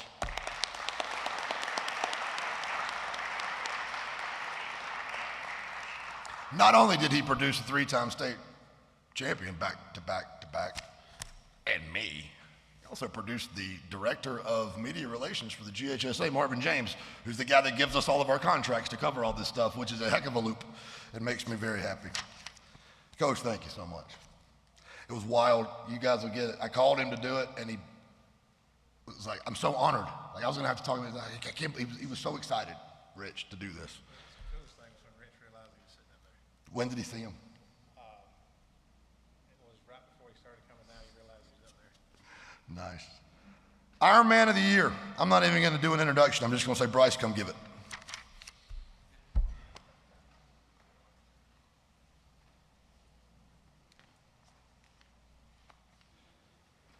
Tonight we recognize the Iron Man of the Year in West Georgia. When I hear the word Iron Man, I think of not the song or the movie, but Lou Gehrig, Cal Ripken Jr., Tom Brady, guys that just went out there and produced game after game, year after year, and that were near perfect every time they did it. Men who refused to give in to fatigue and whose vocabulary didn't include the words tired or can't. This young man delivered on the gridiron every Friday night for his team. No matter the circumstance, no matter the ask, the answer was always, yes, coach, I can do that. He was our go-to guy when we needed to play, a spark, something special, offense or defense. When we went back to edit highlights, we do this every Friday night, the files were filled with his name. And sometimes we couldn't play his highlights because we had to get highlights from other kids. Offensive plays, defensive plays, deep into the fourth quarter or overtime. When your legs are on fire, every muscle in your body is burning. There's fatigue setting in everywhere, every game. This man delivered. This year's Iron Man Award goes to Villa Rica's Miles George.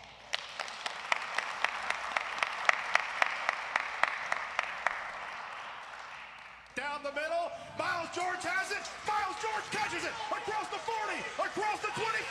He's dead legs up, and he's in for a touchdown. He's in for a touchdown. Miles George intercepted by Miles George. Pass is caught by Miles George. Miles George across the 10, 5, and into the end zone for a touchdown. Oh my goodness. And Miles George just came from the opposite side linebacker position and another incredible pulp smash. Miles George just came flying over the middle of the field. Whack. Whoa, baby. Whoa, baby. That's what every Villa Rica broadcast sounded like. Miles George, Miles George, Miles George. Congratulations, Miles. That's awesome. Time now for our Offensive Player of the Year award. This one almost caused fist fights. I'm not gonna lie to y'all. Like we got it in over at Marine South on this one. Like we had to vote and re-vote and went out in the parking lot and had it out. But we finally came to a consensus. Here to present the Offensive Player of the Year award is Patrick Edson. And Mo, are you coming too?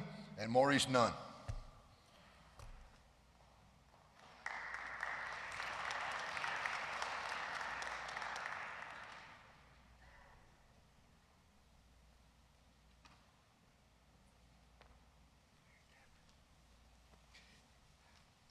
You know, Maurice, when I was first told we were going to be giving the Offensive Player of the Year award, I honestly thought they were meaning the person that would be the most offensive. And I immediately thought of our good friend. That was the guy that gave you the last one. Yeah, pretty much, yeah. But I immediately thought of your good friend, Mr. Brant Ledbetter. But unfortunately, I was corrected. But this young man, ladies and gentlemen, the Offensive Player of the Year, Maurice and I both had the pleasure of watching him play 15 games this season and really turned into a leader from the first game. Wouldn't you agree? Yeah. I mean, I almost said he was like the Derek Jeter. Yeah, right? Yeah, I believe you said that on our broadcast. This young man stepped in, and look, y'all, it's a lot of pressure to be the quarterback of a two-time defending state champion football team. No, wait a minute. No, you're not following me. But to step in and lead that team to a third consecutive state title, all right, is just beyond. You can't write a Hollywood script for that, in my opinion. And this Offensive Player of the Year category, like Casey said, it was legitimate. There were so many great football players who could have acclaimed this award, but only one can take it home. And yes, we did almost come to blows in the Marine South lobby over who this player should be. But because Maurice is, well, because he's Maurice, that conversation ended rather quickly. So Hometown Sports Media Offensive Player of the Year, passed for 2,597 yards, ran for another 891 yards, and was responsible for 49 total touchdowns.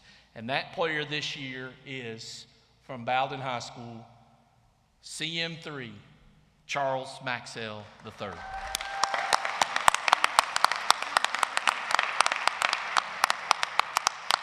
Maxwell in shotgun, and he's going to look to throw. And he's got time, and he looks, and he's got Mason Daniel wide open into the end zone for the touchdown. Mason Daniel with the 46-yard touchdown catch and throw from Charles Maxwell III. Maxwell hits it, and he's going to take it, and he has got plenty of room in the middle of the field. Maxwell down the middle, that's a 20, the 15, 10, 5, touchdown, CM3, Charles Maxwell III.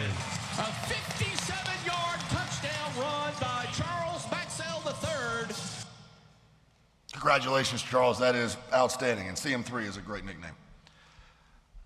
Time now for our Defensive Player of the Year, and it is my job to present this presenter. I'm not going to read his coaching resume. Most of you here know it. It's very good. Duke can coach ball, and we'll move on from that. He's here tonight, his dad. I don't know that resume. I know the end result. I've seen his boys. I know he's a great dad. I've seen the receipts. But I reached out to his youngest son and his wife, and this is what I got back, or at least a piece of it. Boy, I got a lot. And me and Lori Cabe, there's your trivia question of the night. Who's better than Lori Cabe? Answer is nobody. Me and Lori Cabe had a good cry over that text. But here's from his wife.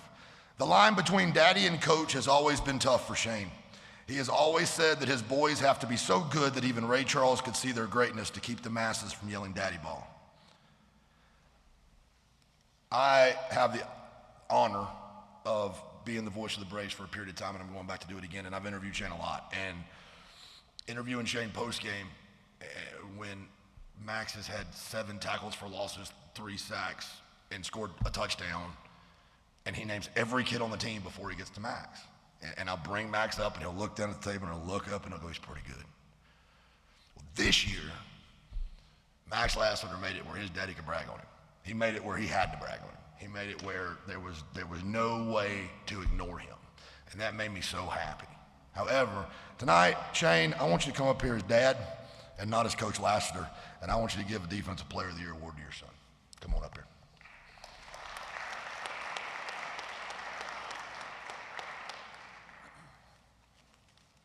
Well, first of all, I'd like to say, most good things that happen, whether you're talking about an organization or anything like that, starts with people that serve others. And there's a lot of people especially in sports and high school sports that other organizations want something from you guys. But these guys right here have built their whole entire organization on serving you and serving the schools and trying to make a great product. And that's why they're so successful. They call all the time asking, what can we do for you? Just like he was talking about the coaches' meetings and stuff, hey, is there a certain message that you want to get out? Is there something we can do for you guys or to promote somebody or, just this whole entire awards thing tonight, trying to do everything first class, which is very, very well done. The clips, trying to get it to all the community, whether it be Facebook or SoundCloud, so people can go back and look at it. All that kind of stuff is done such, first class, so we are all lucky to have them in our entire, our communities. And then the guys like Taylor, he drives from Alabama to sit down with me right after practice. Sometimes he'll wait on me for 30, 45 minutes, and it's just all about, I know he's got things to do. I know he needs to get home, all that stuff, and I feel terrible, but he's just never brings it up. He's just, whatever I can do to make it easier for you. And that kind of stuff is just, it's recognized by the people that matter. And I wanted to make sure that we said that tonight. He's already said that, it's Max as the Defensive Player of the Year. And, for that to be voted on by somebody else, it means a lot, because it is very hard for you to, bring that kind of stuff up and be able to talk about that whenever you are the coach. And so whenever other people, whether it be the AJC, he was AJC, Recruit Georgia, and the GACA first team defensive lineman this year. And, I could go on about a lot of things, but, that didn't come as overnight. It came out of, a kid that, does a lot of things in the dark. He runs whenever nobody's looking. He wants to be successful. He studies film like crazy. And then he has to live with me. And, so that's not a very easy thing to do. And, and I would like to just brag on him a little bit on how much, that me and his mom are very, very proud of him and what kind of person that he's become, not because of the stats, not because of the results of what, has come of things, but we have a saying in our house and about sports specifically that, we don't care about the results of what happens, but how you play the game is a requirement. In that way that, it takes away talent level, it takes away, what you're able to accomplish with your team or whatever, but there's only one way to play, and we're so fortunate that he got it. Sometimes that it came, early on whenever he had to be manipulated a little bit about it, talked to a little bit. Sometimes it came from, a loving conversation with his mom or, defects needing to be called on me as his dad. But whatever way, he got it, and so that, whenever you're looking for a player on your team that, his teammates love him, that means a lot. He has a lot of friends that, rely on him. But, that's a great quote, about Ray Charles, but that's true, is we always wanted him and, and Major to be where, everybody knew if the grandmother that's never watched a football game before came for the first time and they say, well, yeah, that kid needs to be out there on the field, then that's where he is now. And, and so for him to be able to do some of the things that he did this year, I'm super proud of him. And he's getting an award like this because of these stats. 93 tackles, 42 solos, 32 tackles for a loss, 9 quarterback hurries, 5 sacks, 4 caused fumbles, and then, some big things like whenever it matters the most, being clutch. He was thrown to 23 times. He had 23 catches. Most of them was 3rd and 4th downs, and he was named the Region Defensive Player of the Year, which is voted on by other people as well.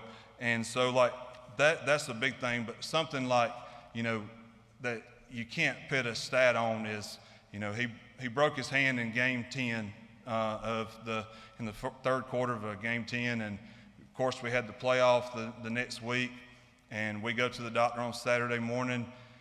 They put him in this big old cast and say, hey, it's broken. He's gonna have to wear this for 5 or 6 weeks, and he just said to the doctor, he said, that's just not an option.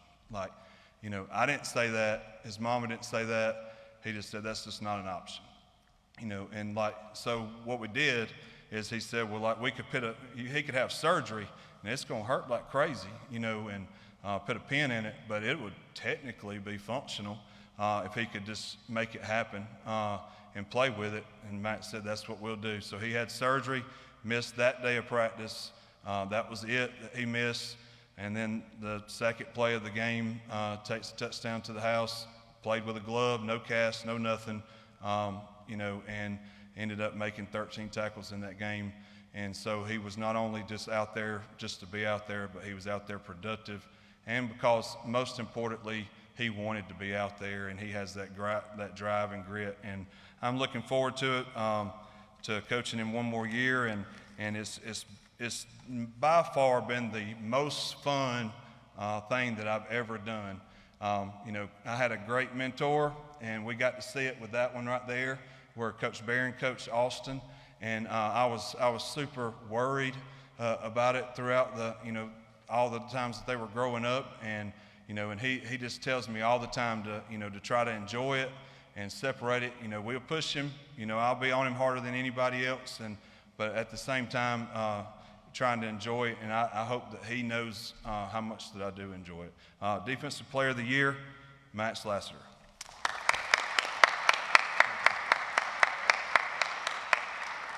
Shotgun set for the Blue Devils as they take over in great field position. Going to be a head on. Oh, he's in the backfield. Pops smash by Max Lassiter.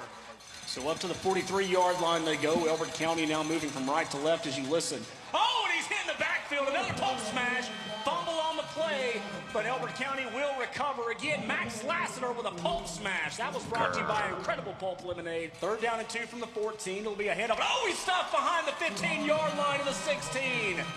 Max Lassiter making the pulp smash for the 3rd time tonight. Congratulations, Max, and thank you, Shane, for those kind words. 32 tackles for a loss and 9 sacks. Is that good? I think it's good. This next presenter and our final presenter is a gentleman who I have heard much about in my 20 years in West Georgia, but have not met until this evening. Reaching out to the masses of the city of Bowden to find statistics, I wasn't expecting to get what I got here. 4-year letterman, 3-year two-way starter at tight end and linebacker. All-state defense, 1991, 1992. All-county, 90, 91, and 92. The 1992 Times Georgian Carroll County Player of the Year. Ladies and gentlemen, to present the 2024 Hometown Sports Media MVP, Clarence Pop Prothrow.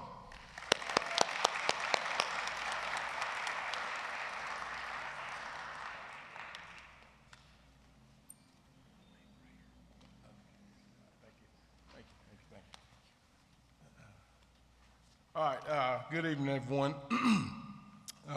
First, I want to thank Hometown Sports Media. By the way, I'm going to read from this because my memory's not that good.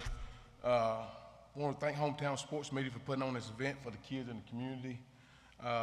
Probably, about 3 weeks ago, Clay, he messaged me and said, hey, I want you to give out an award. I was like, okay. So he said, I want to present, want you to present an award to your son. Talk about him, and he said, well, how long you got to talk? I was like, he said about 2 minutes, 2 to 5 minutes, or whatever. So with that being said, it's an honor to be asked to present this award, and I greatly appreciate it. I'm going to speak a minute or so about this young man that I'm presenting this award to. First, he's a coach's kid, which means he's been at practices or games of some sort since he was probably 2 or 3 years old. There wasn't many times that I left home that he wasn't with me. He was my best bud then, and he's still my best bud now.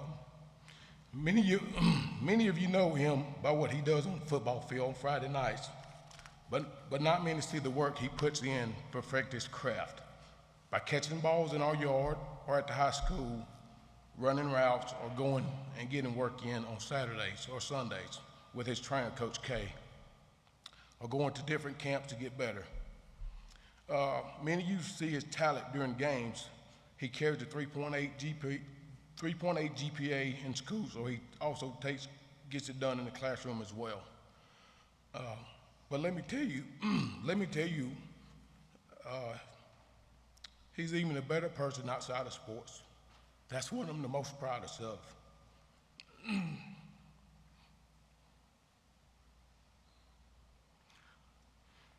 Not because he's my son, but he's probably one of the most kindest, most respectful, and humblest kids you'll ever meet.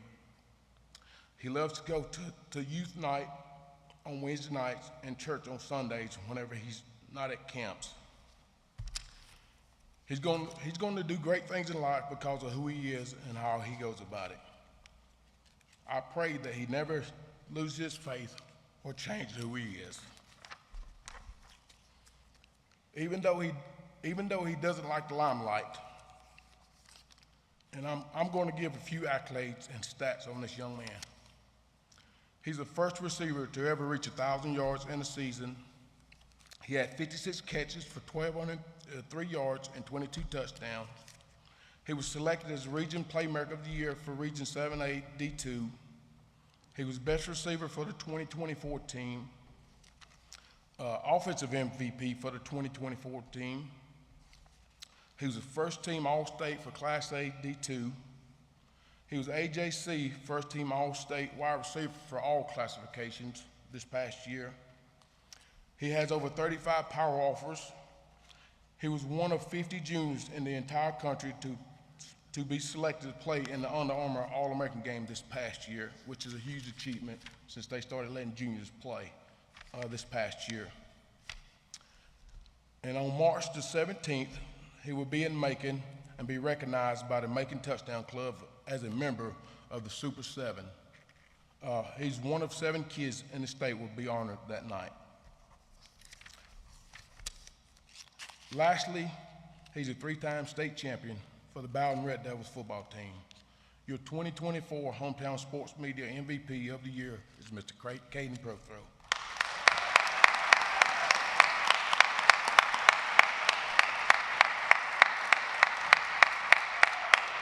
Maxwell's going to throw it over here to Prothrow, who high points it and comes down with it. Touchdown, Prothrow! And he's going to fake it to Boney, and he's going to come over here looking for Prothrow. Prothrow with a spectacular grab! Comes down with it at about the 41-yard line of the Braves. And coming over here to Prothrow, and he's got blockers. Prothrow at the 40. Prothrow down the sideline. Prothrow at the 30, the 20, the 10, 5. Touchdown! Caden Prothrow! Feet don't fail me now. 63 yards!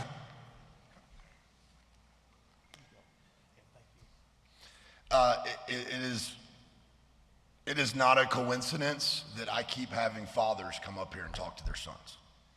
Dads, it is important that your sons hear you talk good about them. It is important when they worship you their whole life. Shane Lassiter, I've seen the video of the first day Max got pads of Shane going and getting pads and getting into the first day. Let him run him over in the living room. When your dad is considered one of the top 3 players in the history of Bowden High School, but to you, he's just your dad. It's important to hear him say he's proud of you. And so, what you guys did tonight was just as important as what they did this year, and I appreciate you for that. So thank you so much, and I'm glad that you took that opportunity. I know it's not easy to stand up in front of people and talk about your kid, but it's important. It's important. Would you like to say anything, or are you good?